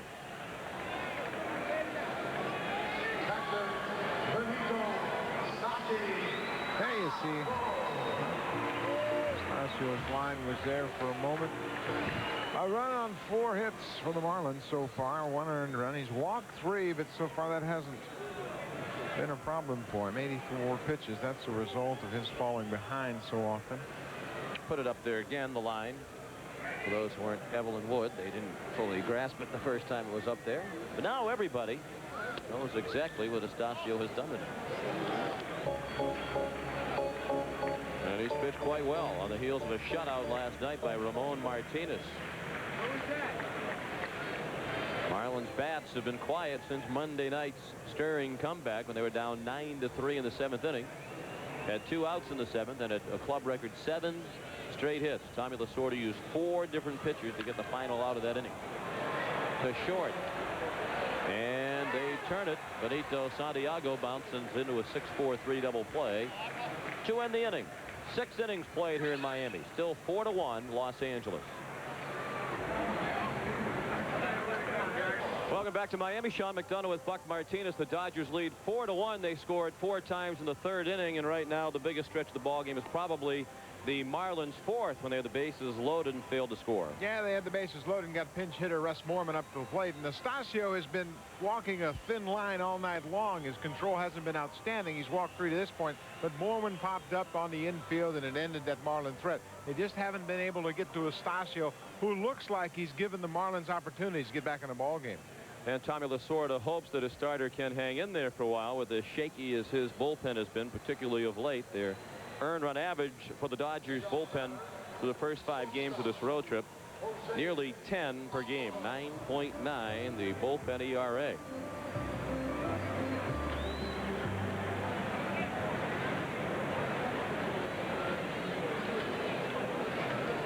Top of the order again for Tommy Lasorda. Hoffman batting for the 4th time tonight, and on all 4 occasions he's led off the inning. He's 0 for 3. Did reach back in the 4th on an error by the 2nd baseman Brett Barbary. Gwynn on deck, then Piazza against Richie Lewis, who pitched 2 innings of scoreless relief. He's allowed only 1 hit.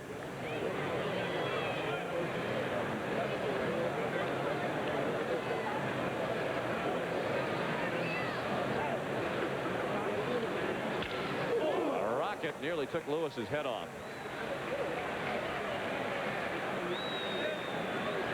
And let's check in with Gary Miller. Sean, the Silver Bullet takes us to Texas. Melito Perez nursing a 4-2 lead. Dean Palmer tomahawks a shot in the left field.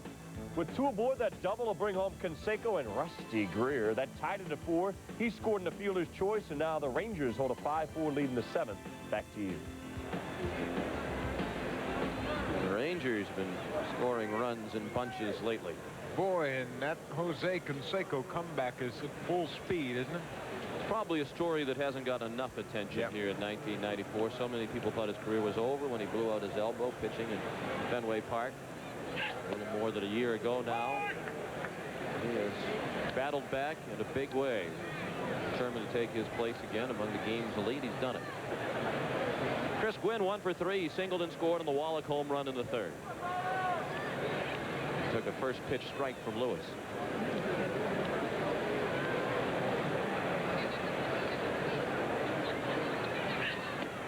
The ball inside. We mentioned the shaky Los Angeles bullpen. The Dodgers have just announced that they have purchased the contract of right-handed pitcher Ismael Valdez from Albuquerque, their AAA team, and they have designated for assignment the contract of left-handed reliever Gary Wayne. Valdez will join the club tomorrow in Chicago, 3-0 at Albuquerque. Used there as a starter. Wayne appeared in 19 games for the Dodgers in relief this season with 1-3 with an ERA of 4.67. Fred Claire, the executive vice president of the Dodgers, general manager, is on this road trip here in Joe Robbie Stadium tonight.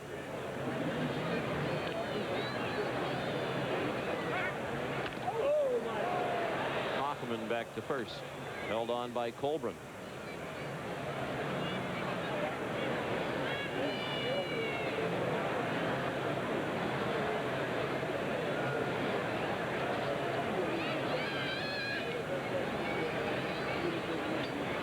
Richie Lewis, who experienced the excitement of the College World Series while he was at Florida State, pitched on ESPN while the Seminole was an All-American at FSU in his sophomore and junior seasons.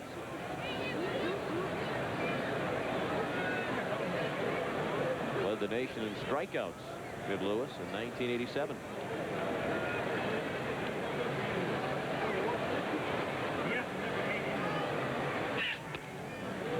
Outside. 3-1 on Chris Gwynn.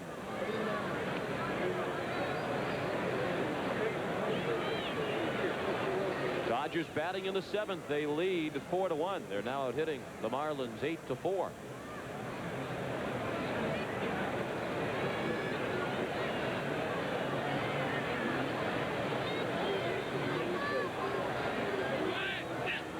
The runner goes, and there's a deep drive to right. Carrillo at the wall. Terrific running catch. Offerman had rounded second. It'll be an easy double play. Not only had he rounded the bag, but then he stumbled. Matias Carrillo, a fine running catch at the wall. And the Marlins turn it into a double play. What a fine catch by the right fielder, Matias Carrillo. He got turned around, was actually looking over the wrong shoulder, and then gets himself straightened out, bangs into the wall, and gets it back to the infield.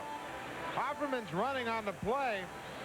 He watches this play and then decides that Carrillo can't make the play. Then he sees him catch it, falls down at second, and says, I can't get back anyway, so it's a double play behind Richie Lewis. A fine catch by the right fielder. Richie's had some good fortune since he came into the game. Not only the Marlins turned this double play and a ball hit to the wall by Gwynn, but you'll recall back in the 5th inning, Caros lined into a double play when he had a screaming line drive at the third baseman Jerry Brown. Piazza tried to power up on that one. 1 ball and 1 strike. Marlins have had 3 double plays tonight. Piazza hit into a 6-4-3 twin killing to end the 4th. He singled and scored in the 3rd, walked back in the 1st.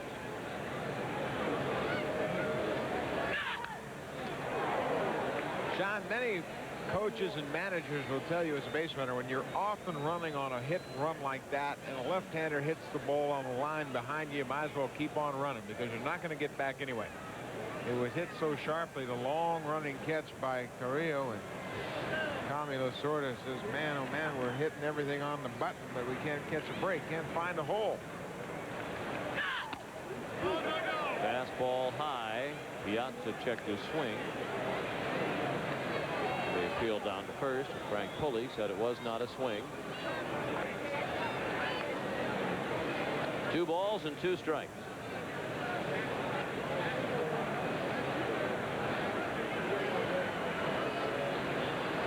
Two outs, bases empty in the 7th. And Piazza still alive.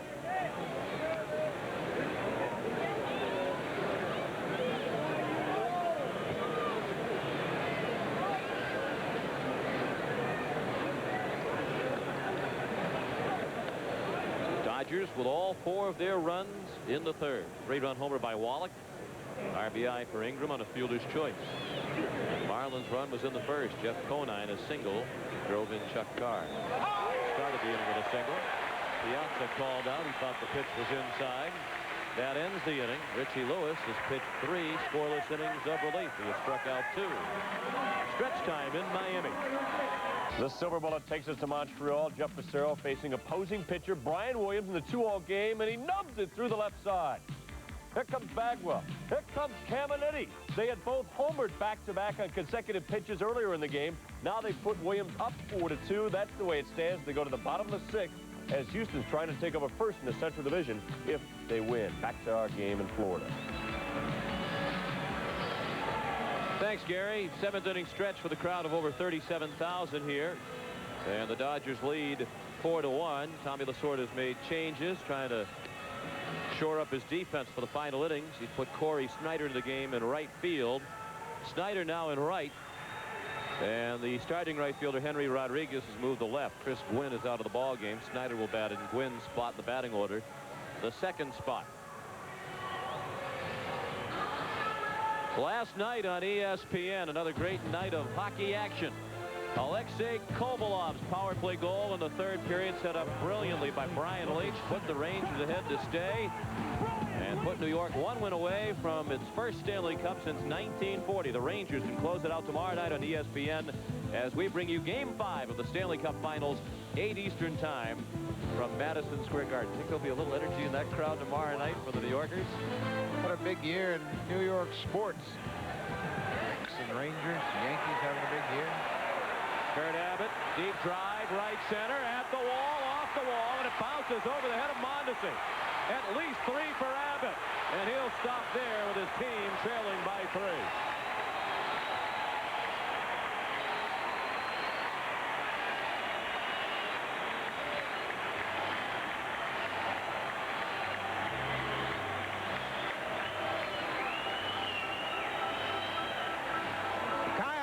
Gets them to their feet here to start the 7th inning. He drives the ball left the alley in right center. Corey Snyder can't come up with it. Kurt Abbott sizes it up, goes all the way to 3rd base, and then checks in with Cookie Rojas and gets the stop sign. Leadoff triple for the Marlins. And a chance for an RBI for Brett Barbary. Fouled the first pitch away. That's the 5th hit for Florida. Barbary fly to center in the 2nd, walked in the 4th.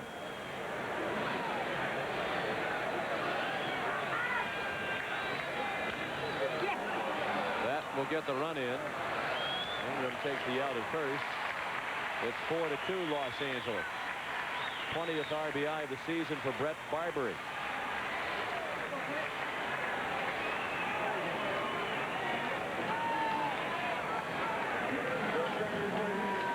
Be a batter for Richie Lewis. Did a fine job for Rene Latchman tonight. 3 innings of scoreless relief. Gabe Magadan is batting. And he's been bothered lately by a fractured toe.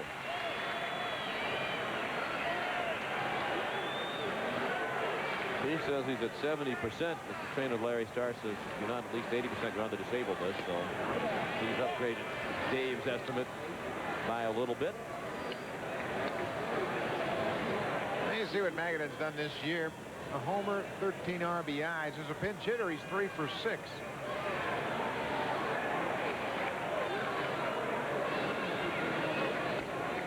And he takes a strike.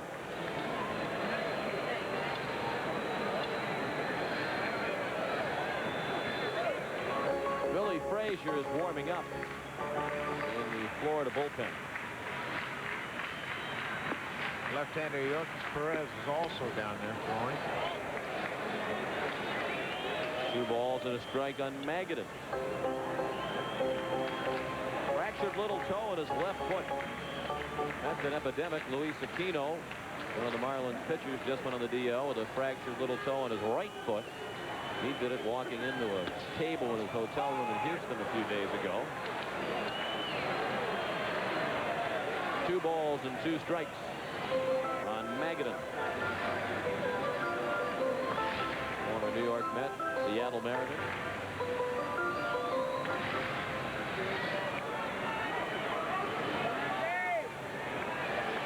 Four to 2 Los Angeles. In the 7th, base hit. Line drive through the middle. Dave Magadan is 4 for 7 as a pinch hitter this season. And the Marlins will bring the tying run to the plate again here in the 7th inning.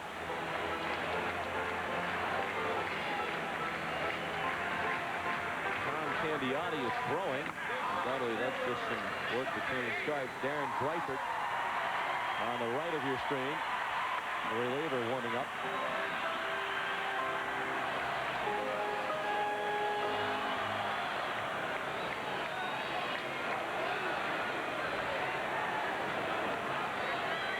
Stasio looking in at Chuck Carr. First pitch sent toward the Dodger bullpen. And that's where it landed.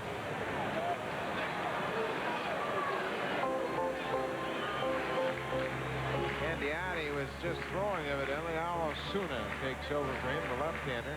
Candiotti pitched here on Monday. The starting pitcher in that 11-10 loss the Dodgers suffered at the hands of the Marlins. And the bullpen blew a 6-run lead. Count even now at a ball and a strike on Carr, who singled and scored in the first. He's 1 for 3 tonight.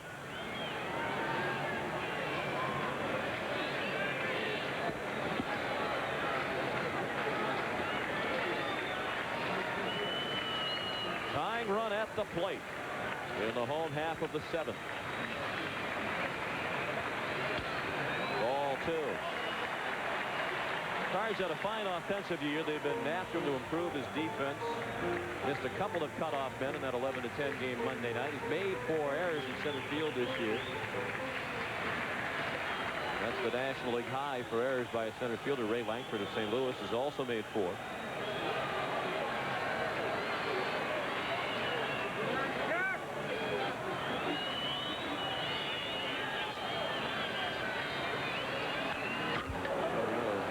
Swing at the 2-1 fastball, and now it's 2 balls and 2 strikes. Anytime you have the kind of speed that Chuck Carr has, you're much better off if you can keep it out of the air, put it on the ground, put it in play, take advantage of that great speed, put the pressure on the infield defense to make the plays. You can see how he spreads out the defense both on the infield and in the outfield. A lot of room to hit in right center.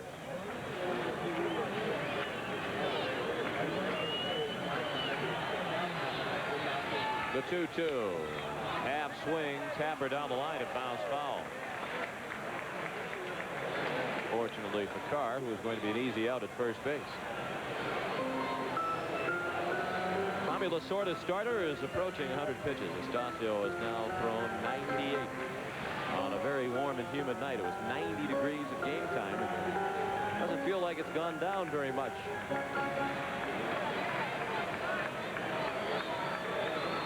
Dreifert is still throwing, as is Osuna.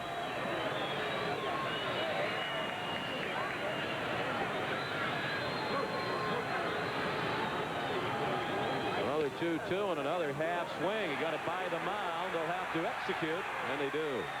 Carros flipped to Estacio for the out. Magadan, the scoring position. Pretty good play by the first baseman and the pitcher to retire Chuck Carr with that good speed down the line.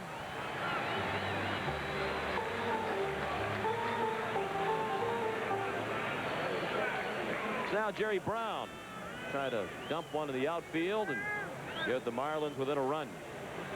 Jerry's 0 for 1 with a sacrifice bunt and a walk. His 7-game hitting streak on the line. We're in the bottom of the 7th. It's 4-2 Los Angeles.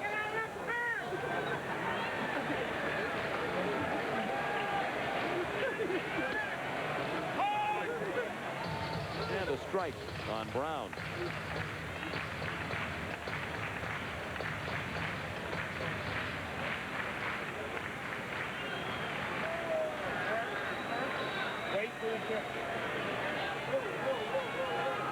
Dave Magadan, the runner at second, with 2 outs. Lay down, lay down. Fly ball to left, not real deep. And the catch is made by Rodriguez to end the inning. 1 run for Florida in the 7th. He headed the 8th, 4-2 Los Angeles. The silver bullet takes us to Montreal, the Major League debut of Brian Looney. Not a good one. Jeff Bagwell, a fellow nutmeg stater, hits his 2nd home run of the game, number 15 of the year. That's a 3-run poke. Breaks the game wide open at 7-2. Baltimore in a tight one at KC. There goes McLemore. Here comes Boyd home. On the ground by Ripken. Gailey comes home, and he is meat. But it's still a 3-2 game as the Orioles come to bat in the 6th, and we go back to Sean and Buck at Miami.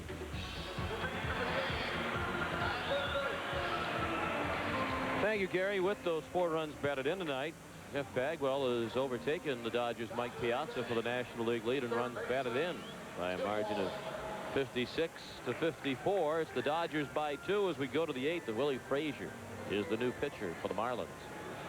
Willie Frazier was purchased from Edmonton on June 2nd to take the place of Jeremy Hernandez, who we mentioned had surgery on a disc in his neck. What a shame. He was having a terrific year. Really, the Marlins have tried 3 closers now, and all 3 have been great. Brian Harvey, you know what you're going to get from him. Then it was Hernandez, and he was terrific. And now it's Rob Nen, who has really settled into the closing role nicely. Frazier. And a ball and a strike with Tim Wallach, who's 2 for 3 tonight. He had the biggest hit in this game, a 3-run homer to center field, his 14th of the season in the 3rd. He singled off Richie Lewis in the 5th. The home run was off the starter, Pat Rapp. Lewis pitched 3 innings of relief without allowing a run. He gave up only 2 hits. Did not issue a walk, and he struck out 2. Frazier will face Wallach, Rodriguez, and Karros.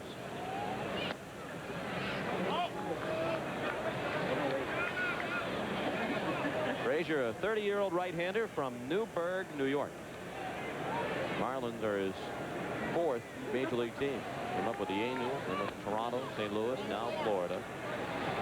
And he walks the leadoff hitter.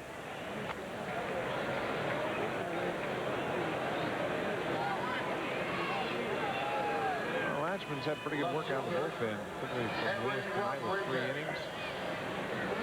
Kept the Dodgers off the scoreboard in all but 1. That was the 4-run 3rd inning. And that was enough to keep the Dodgers ahead at 4-2. Henry Rodriguez, the batter.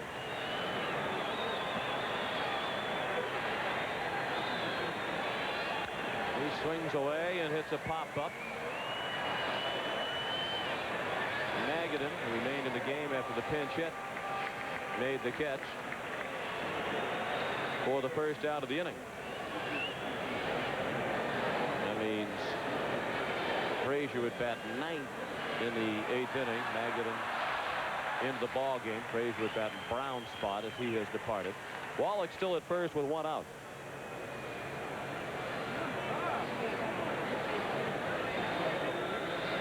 And Eric Karros is the batter. Hit the ball sharply all 3 times up tonight. Extended his hitting streak to 12, longest of his career, with a single to right in the 2nd. He doubled to left in the 3rd. Last time up, he hit the ball harder than he has all night. With a bullet to Jerry Brown at 3rd. It turned it into a double play.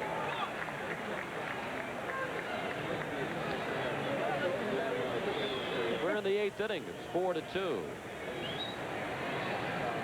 Billy the Marlin.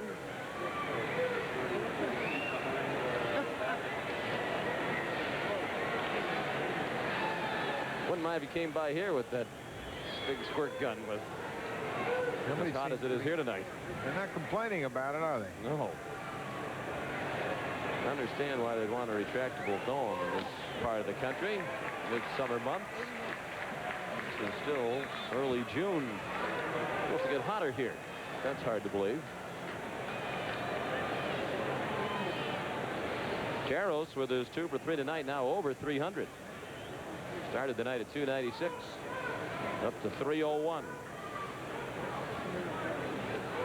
A little Mondesi to follow against Frazier. pitch. That's the forkball that Willie Frazier will use. Get the strikeout. That was a pretty good pitch that ran down in on Karras. Take a look at it. Watch the movement as it gets into the hitting area. Down and in. Santiago receives it, but it's inside.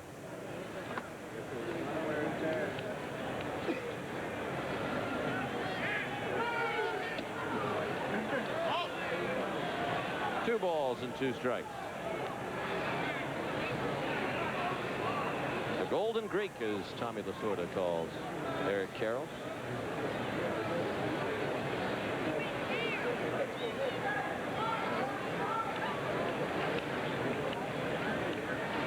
They set up inside.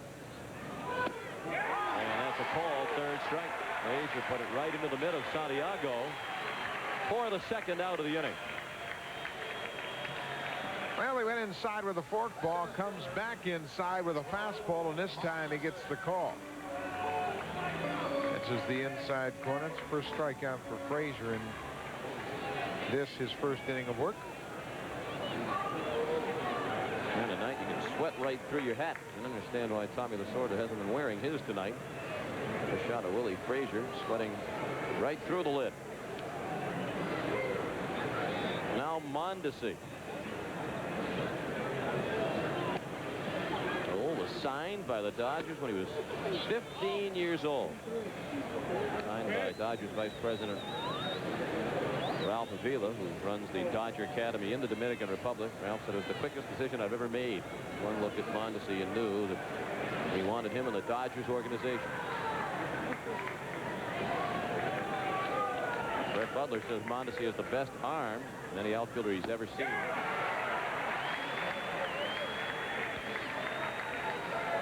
One ball and 1 strike.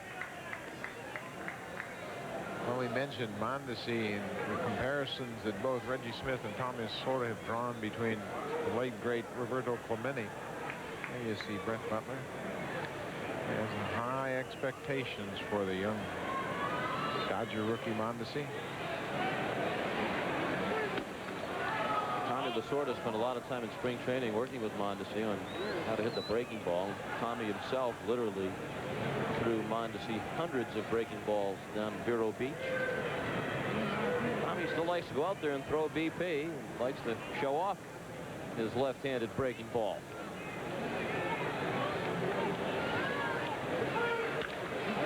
Line to left and dropping fast. Conine played it on a hop.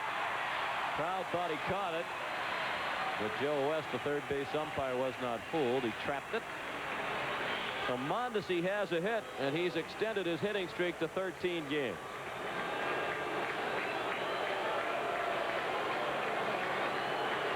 Obviously, you can see that Conine smothered it, trapped it, took one little short hop, but he holds it up for the umpire, trying to sell it to him.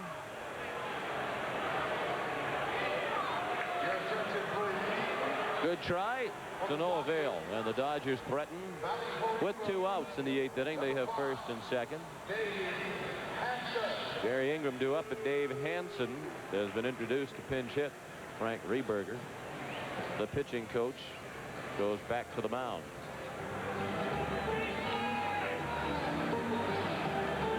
Jeff Mutis, a lefty, is throwing in the Marlins bullpen.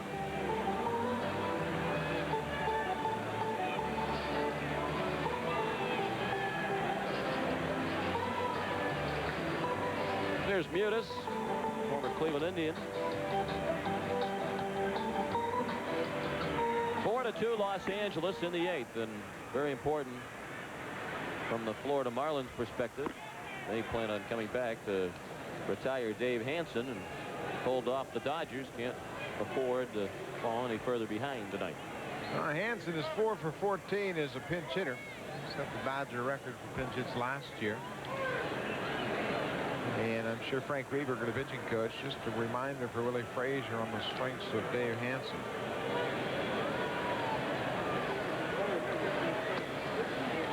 The sort of really has a very serviceable bench. Hansen, an excellent pinch hitter, as is Chris Gwynn, who gave him a start tonight. Mitch Webster, another who's been called upon to pinch hit, and he's been effective in that role. Getting good work out of the platoon, and left. Rodriguez and Snyder, they've really been more productive than Darryl Strawberry was when he was playing. You combine their statistics. Santiago tried to throw down a second. It was a hopper fielded by Abbott. Pedro Estasio's on deck, the pitcher. Wallach leads from second.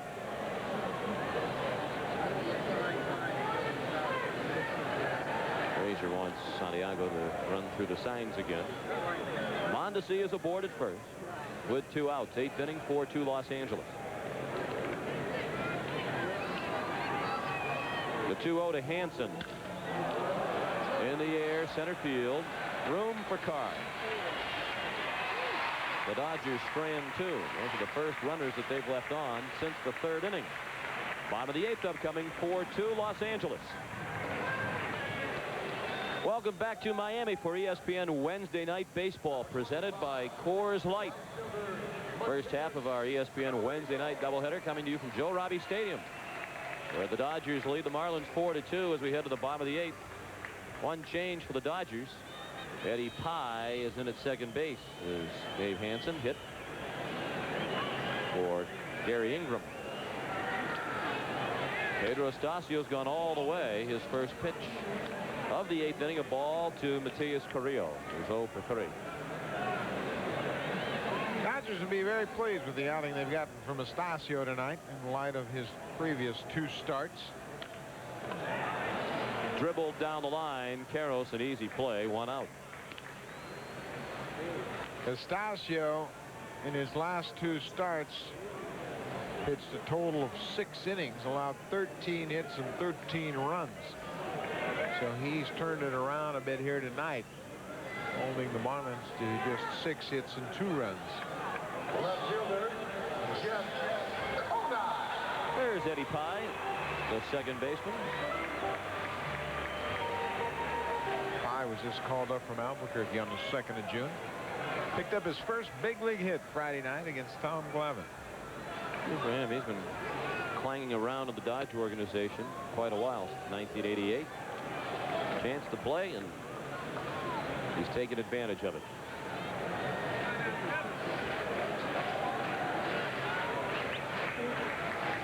Jeff Conine. The fastball up and in. He's ahead in the count 2-0. He singled in the first inning and drove in the run that gave the Marlins a 1-0 lead. He's flied to right twice since. It's 4-2 Los Angeles. Routine hopper to short. You're right about Hoffman. He looks much more confident than he has in the past. Yeah, you can see himself getting set up to receive the ball very confidently. Took his time, no panic at all in his approach. Good solid throw to first base for the second out of the inning. Very quickly, 2 outs for the Marlins. Now they had high hopes with their big bats coming up here in the 8th, and with Estasio perhaps tiring over 100 pitches in the heat. We're in the 8th inning. But Carrillo and Conine out for Latchman on 2 weak ground outs, and now it's Greg Colburn. There's a hit. Solid single in the left, retrieved by Rodriguez. 2 for 3 is Colburn. They feel if he can stay healthy, he'll be a productive major league hitter, but he hasn't been able to stay healthy. As a matter of fact, right now he's on a schedule during which he plays every other day.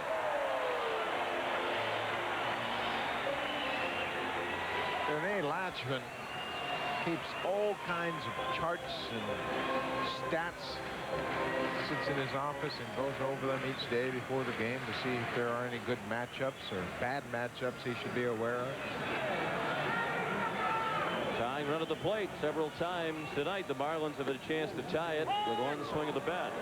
They haven't been able to take advantage of it. Santiago doubled in the left center in the 4th. Has only hit in 3 trips.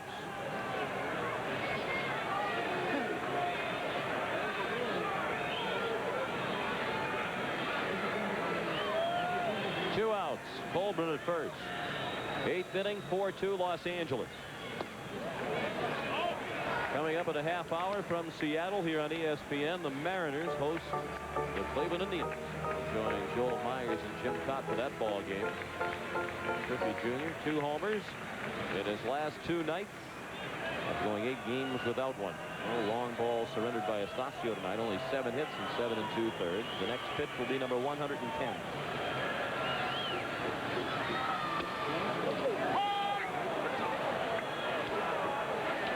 Every time it looks as though he's going to break, he doesn't. He comes back and makes good pitches. Marlins had him on the ropes back in the 4th inning.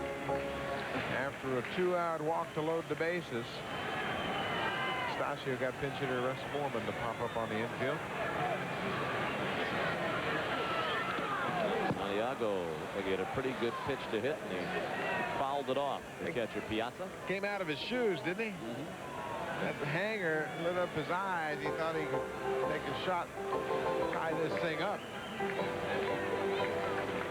Watch how he goes after this pitch. Right up around the letters. It's a hanging breaking ball. Big swing, but he just got a piece of it. Fouled it off. trying to take it over the teal tower and left.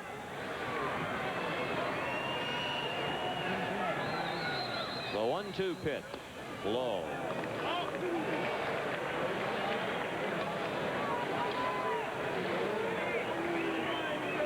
Back-to-back outstanding pitching performances from Tommy Lasorda's starters in the last 2 games of this series.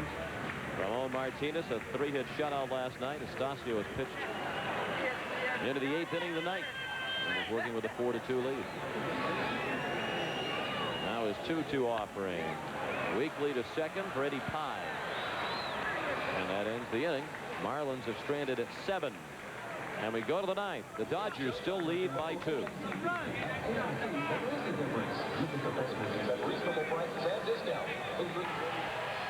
Now time for the Kelly Springfield Tire Company key plays of the game.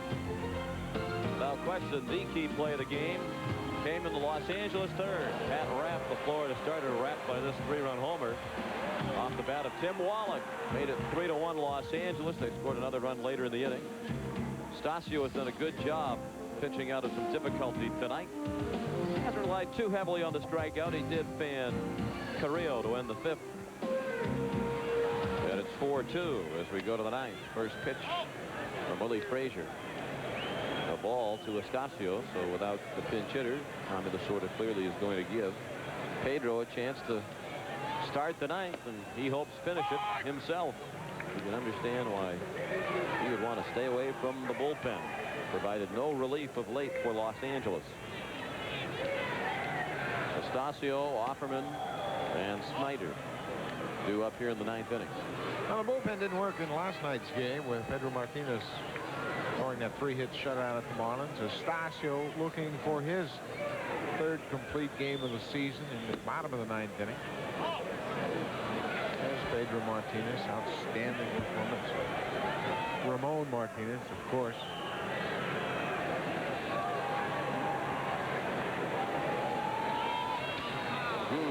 Estacio. That's a pretty good swing there. That wasn't too bad. At the eye-high fastball. He's put it in play 3 times tonight for all the fun we had at his expense when he came up for the first time tonight, talking about his lack of ability with the stick. He has grounded out 3 times, hasn't whiffed tonight. Came into this game having struck out 12 times in 20 at bat. And he's worked the count full. That's in the hole. It'll be a tough play for Abbott. And save. Estacio has a hit. Assuming they scored a hit. And they do. So Pedro Estacio has his 2nd hit of the season. He's 2 for 24. I guess you could say we could see this coming all night long. He'd made contact, hits the ball in the hole. Abbott goes to his right. Estacio hustling down the line, beats out the infield base hit to short. Well, this is one ballpark in which we would never question the official score. He is one of the great guys in all the sports. Harvey Green. Many years, we shouldn't say many years because nobody is the PR director for the Yankees for many years, but for a few minutes he was the public relations tenure with the Yankees. For George Steinbrenner. George changes PR man more often than he does the manager. And Harvey's now working here in Florida with the Miami Dolphins as their outstanding PR director and does a terrific job as the official scorer for Marlins home games. Hoffman asked to bunt again. There's Harvey Green. If there's a nicer man in sports, we haven't met him.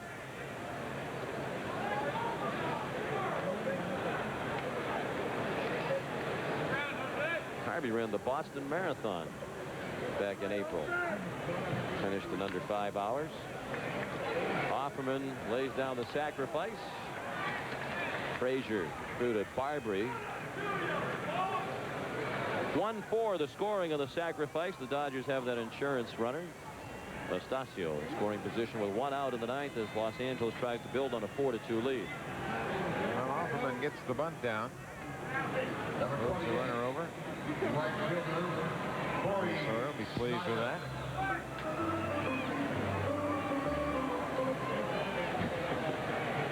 Yes, there'll be no outbursts in the tunnel this time, one would suspect. Corey Snyder batting for the first time tonight.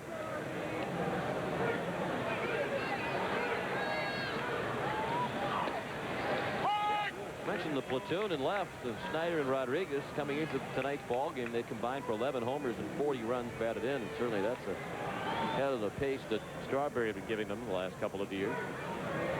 Interesting that Darryl Strawberry's name has resurfaced again in San Francisco as a possibility, particularly now that Willie McGee is likely lost for the year with the injury suffered last night. Throw to second.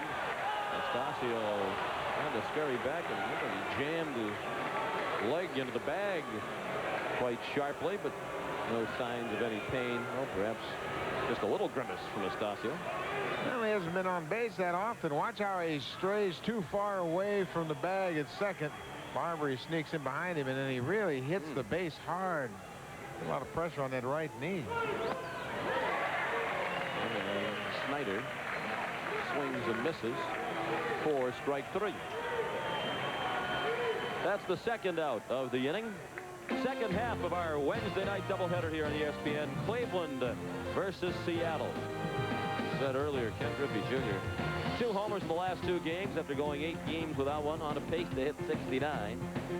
And the Indians are keeping the pressure on the Chicago White Sox in the American League Central. Just a game and a half back, despite how well Chicago's played over the last month.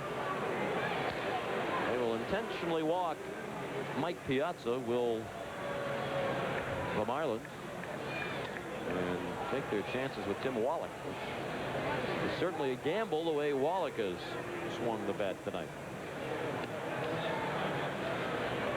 Pure percentages, I suppose.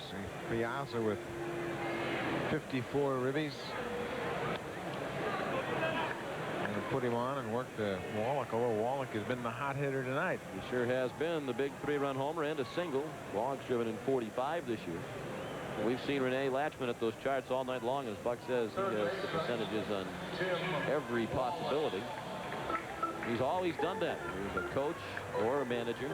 Kept voluminous notes, and he relies heavily on them. Wallach faced Frazier last inning and walked. That's the first man Willie faced upon entering the ballgame. He's 2 for 3, homered off Rapp, singled off Lewis. This matchup really favors Tim Wallach because Willie Frazier is not a high fastball type of pitcher. He throws a lot of breaking balls, sinking fastballs, and a forkball, and they're all down. That's where Wallach is really strong.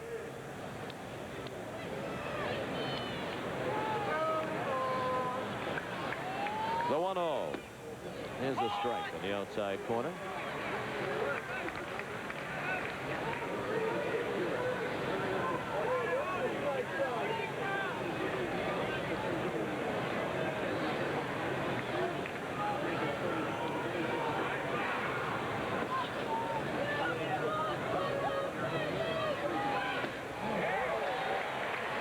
Ball and 2 strikes. That was a good fork ball from Frazier. Really fooled Wallach.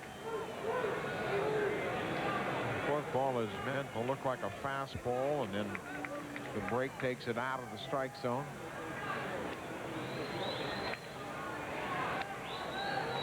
Wallach's had a big series, had 4 hits on Monday night here at Joe Robbie Stadium, matching his career high. 12th time in his career he's had 4 hits in a game.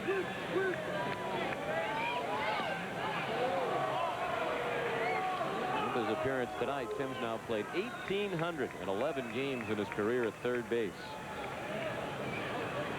More than any current player in the majors at that position.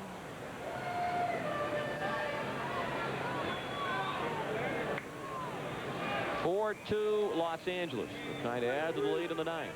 The first and second and 2 outs. The 2-2 chopped foul.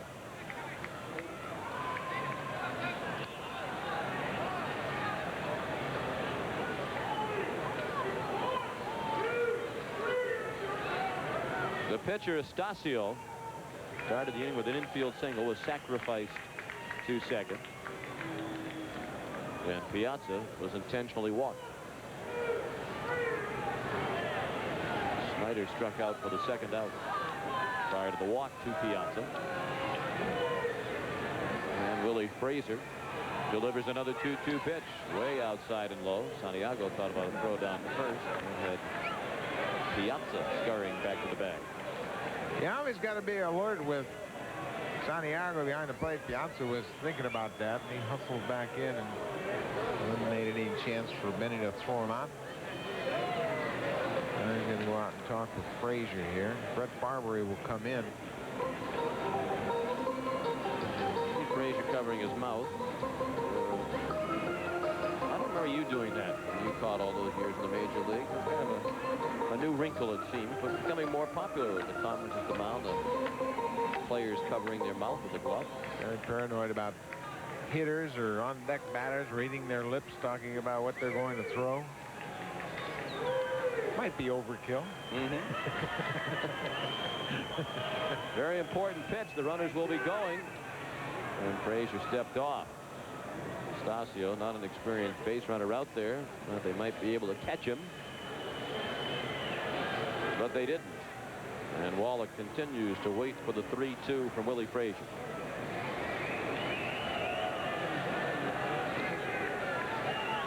The runners go. It's a fly ball to center, easily handled by Carr. The Dodgers had a chance to pad the lead, but did not. They strand 2. They've left 9 through 9 innings. Bottom of the ninth, last chance for the Marlins, down by 2. Marlin fans still faithful.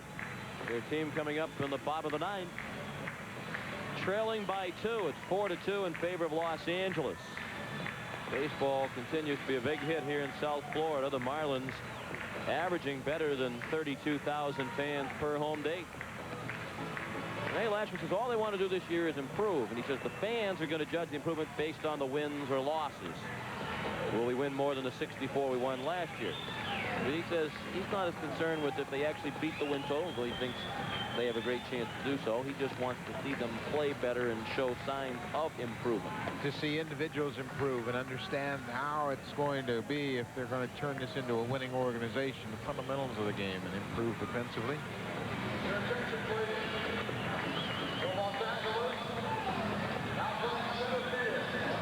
Some changes in the Dodger outfield.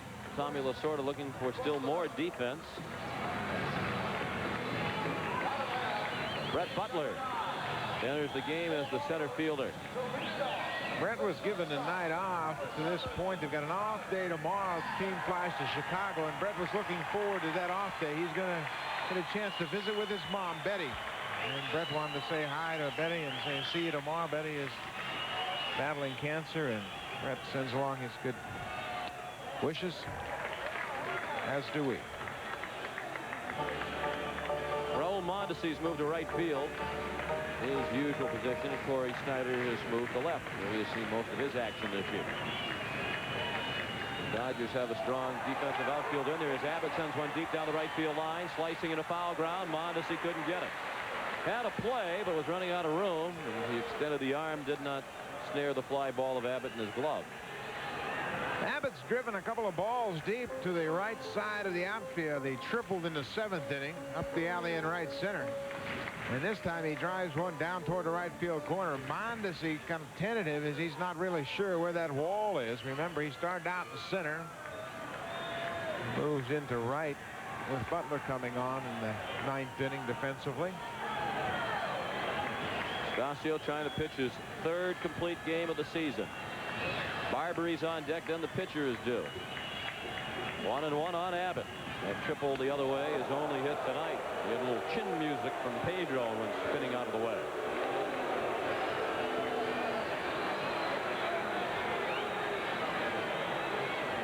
That crew cut just got a little shorter for Kurt Abbott. 1 for 3 tonight is Kurt with that triple and run scored in the 7th. 4-2 Los Angeles. The leadoff hitter of the 9th, Kurt Abbott.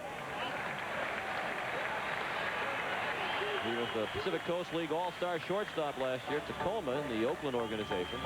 Traded to the Marlins in the offseason in a deal for Kerwin Moore. 2 promising prospects swapped for each other. 3 balls and a strike. And Estacio might be running out of gas. Looked like his arm really dropped down there, and he was throwing uphill. He walks the leadoff hitter. The tying run again comes to the plate. And Ron Perinoski, the pitching coach, goes to the mound. Estacio, on a very warm night, has thrown 118 pitches. It's been a long night for him. Although he's been pretty much in command, he's thrown a lot of pitches, fallen behind counts, had to battle back to keep the Marlins from really coming back. But that's a key walk, and that's going to be a hole for Estacio as Todd Worrell comes on out of the bullpen to try to shut down this Marlin attack here in the 9th inning. I want to correct something I said. Dave Magnan is due 3rd this inning. The pitcher is due up 5th in this 9th inning. Strong performance by Estacio. He goes 8 innings plus, having allowed just the 2 runs. He can be the winning pitcher. He cannot lose it.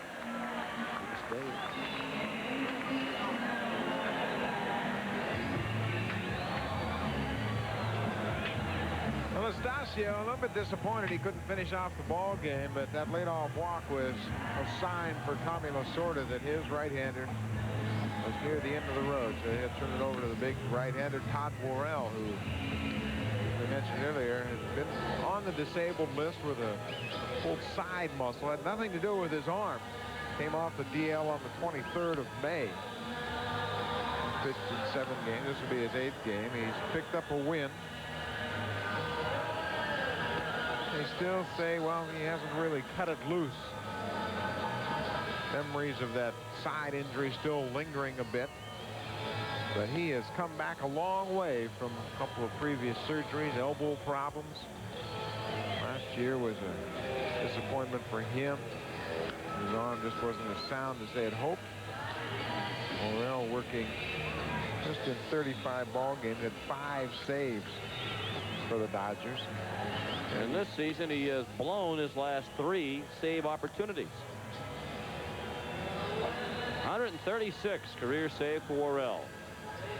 Most of those with St. Louis. He'll try to save this one for Estacio. Second half of our doubleheader tonight, Cleveland and Seattle. They're just about ready to go at the Kingdome. First pitch in about 11 minutes. Cleveland and Seattle on deck here on ESPN. Here in Miami, 4-2 Los Angeles. Leadoff man onto the 9th for Florida. And the number 8 hitter, Brett Barbary, at the plate.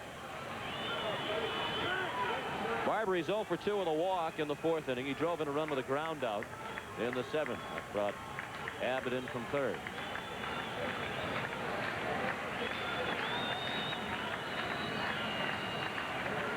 Worrell's first pitch. A ball low and away.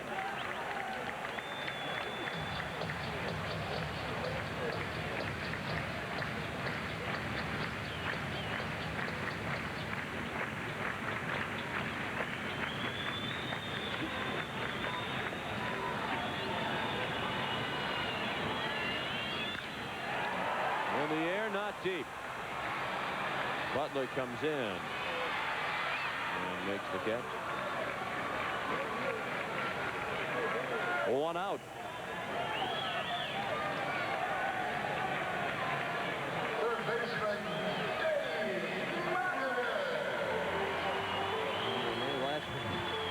That's been a familiar pose, hasn't it?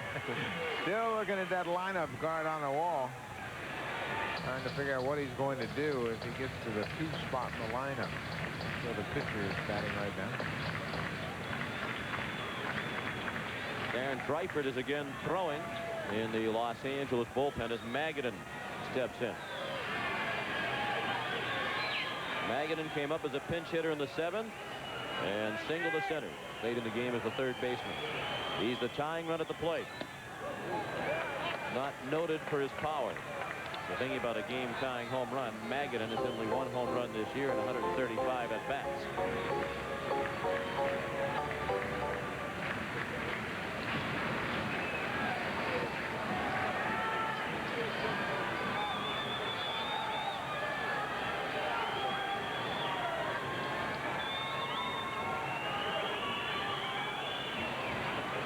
The 1-0 pitch slashed out of play to the left. Top of the order, and Chuck Carr waiting on deck to follow Magadan. There's Carr.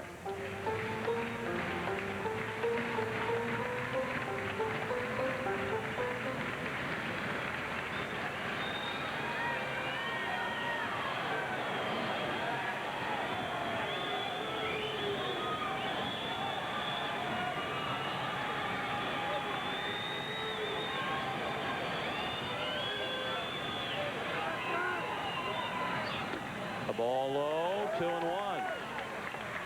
Well, now Magadan is able to zero in and sit on a Worrell fastball here. Sean mentioned that Magadan not blessed with an awful lot of power. He's a line drive, left center, right center type hitter. And his job right here is to just try to get on base. Tommy Lasorda has seen this scene all too often this year. Dodgers have blown 14 save opportunities coming into tonight and only 23 chances. They have 9 saves as a bullpen. They've blown 14. But still they're in first place. Imagine how much more comfortable their lead would be beyond the 2 games that it is if the bullpen had just been so-so. They've been bad.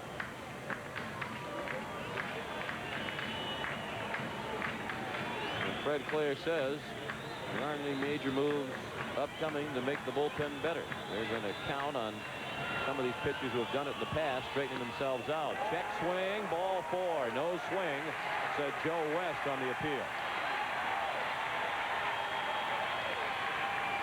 And at the very least, if you're Tommy Lasorda, you're thinking at least make them hit their way back into the ballgame. But that's 2 walks to put the tying run at first base and bring the winning run to the plate for Rene Latchman.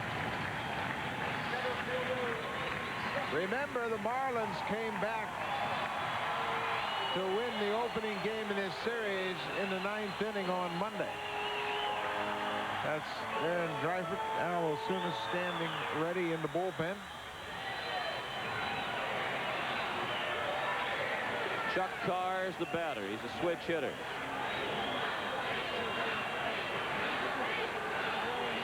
Much better left-handed hitter.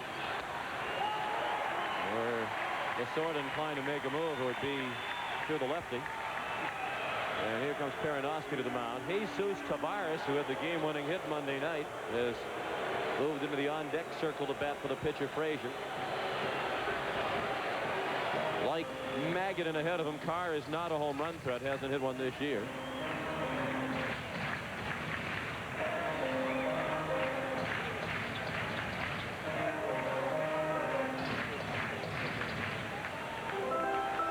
Chuck Carr hit 4 home runs last year for Florida in 142 games.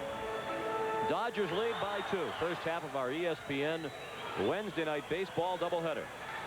We'll be going to Cleveland at Seattle as soon as this one is over.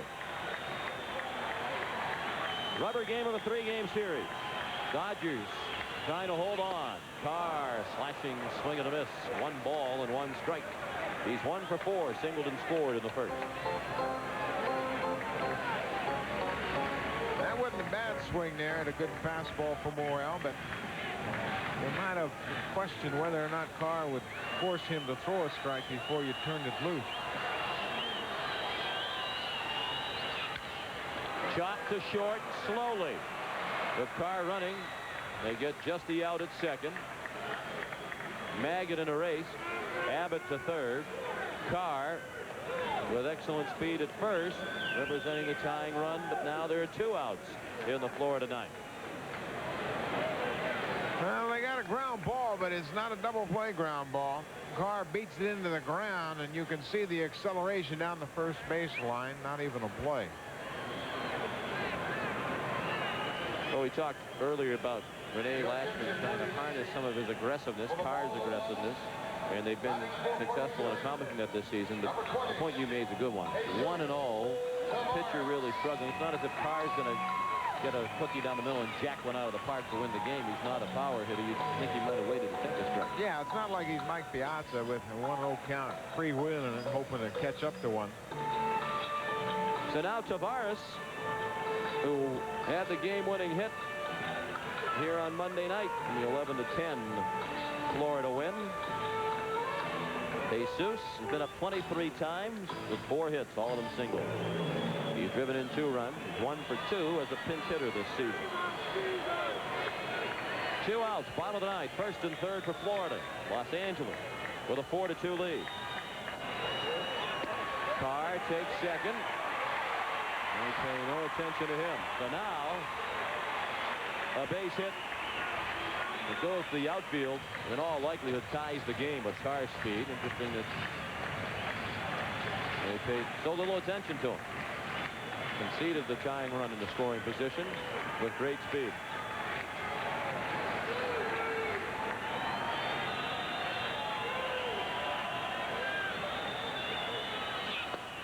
Ball low and in, evening the count at 1 ball and 1 strike. Tavares started the year Double-A. Portland, the Sea Dogs up in Maine, called up on May 23rd. Rick Renteria went on the disabled list.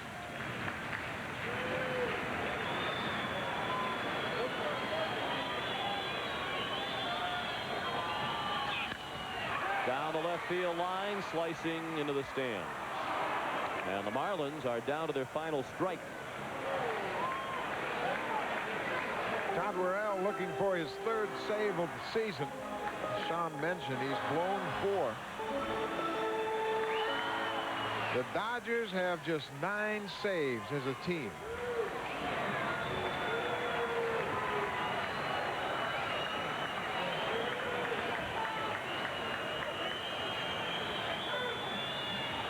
Well, 1-2 pitch. Fastball outside from the 34-year-old Worrell. Dodgers rolled the dice and signed him despite his history of injuries. Paid him a lot of money, $9.5 million.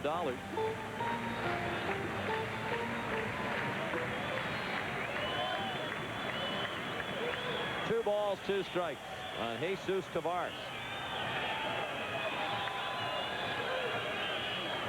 Mateus Carrillo is on deck hoping for a chance to bat. Well, he's hoping he doesn't have to bat. He'd like to see Tavares jack one out of here and win the game for Florida himself.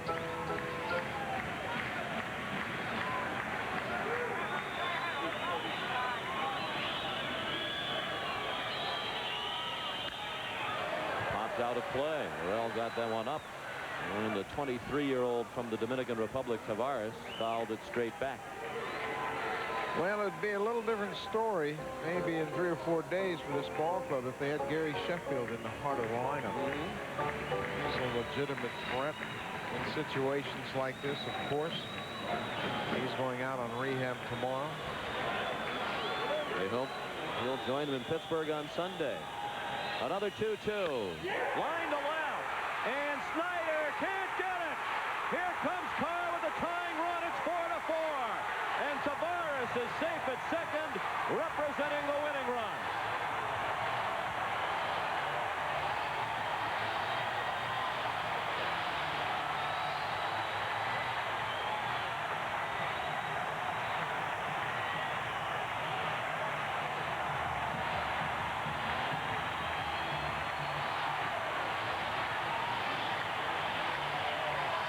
Jesus Tavares.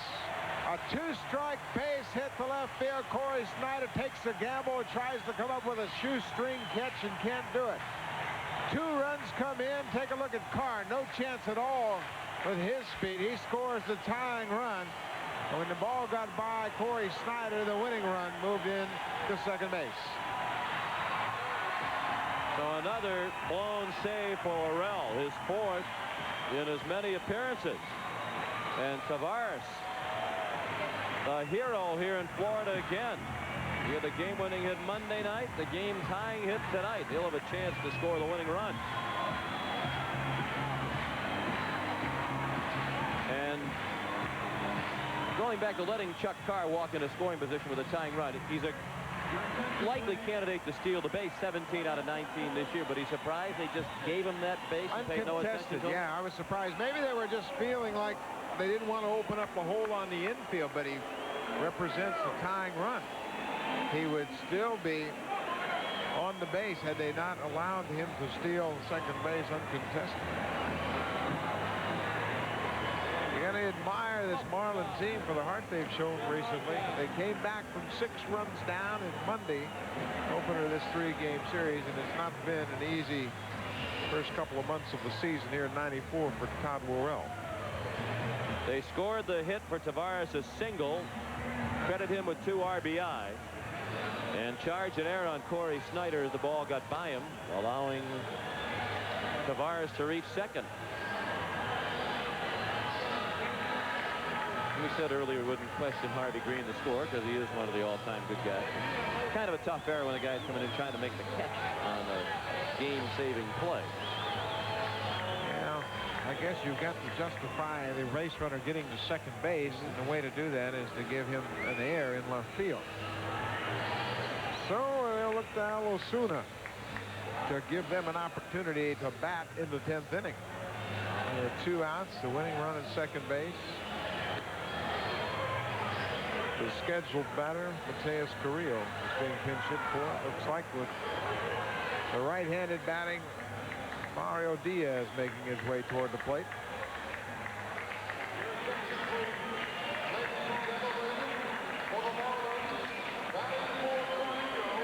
Winning run at second, 2 outs, bottom of the 9th.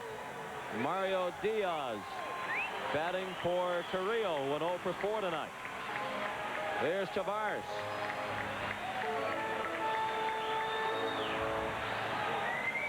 Cleveland and Seattle just getting underway. For those of you tuning in to see the Indians and the Mariners, we'll be going to that ball game as soon as this one is over.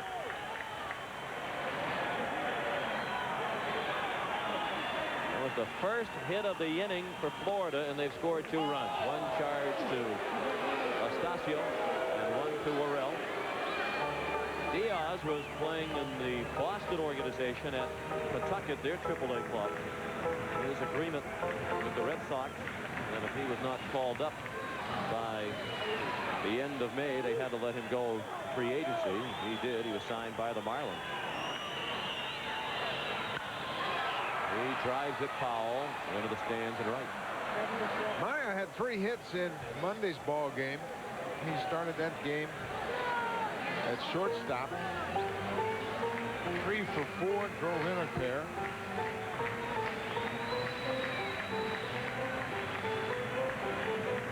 Reflects those 3 hits. 2 at bats in last night's game. With the Marlins in spring training and was released. Then was signed by the Red Sox and sent to AAA. Now he's back with Florida, trying to win the game. Takes the ball outside from Osuna.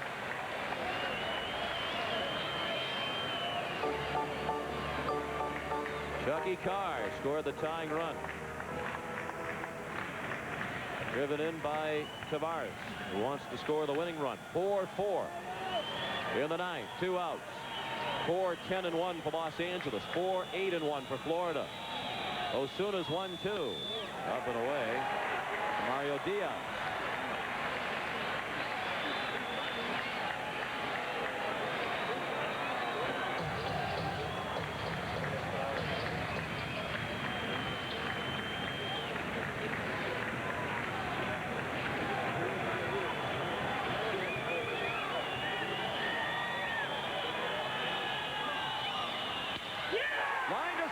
Sinking fast, it's a hit. They'll try to score the winning run. Butler's throw, he is safe. The Marlins win.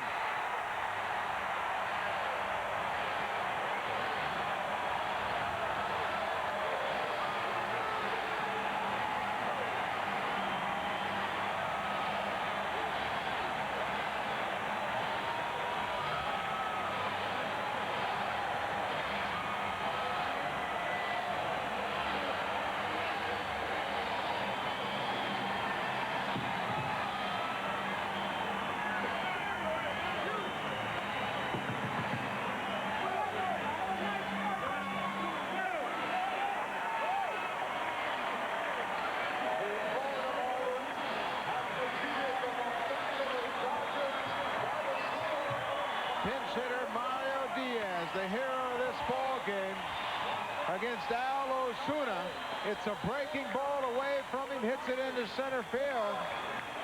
Jesus Taveras at second base gets the go-ahead from third to head first slide across home plate with the winning run. What a comeback for the Florida Marlins. There's another look. Nowhere to go but home on this play with 2 outs. The go-ahead from Cookie Rojas. 1 look and the slide with the winning run. 2 out of 3 for the Marlins against the Dodgers here in this 3-game set. And the Marlins, a team beset by injuries to key players, have won 6 out of 7, winning with key plays from guys named Diaz and Tavares. And tonight, the winning pitcher, Willie Frazier, the loser. Todd Worrell for Buck Martinez, Sean McDonough saying so long from Miami. Let's join Joel Myers and Jim Todd in Seattle.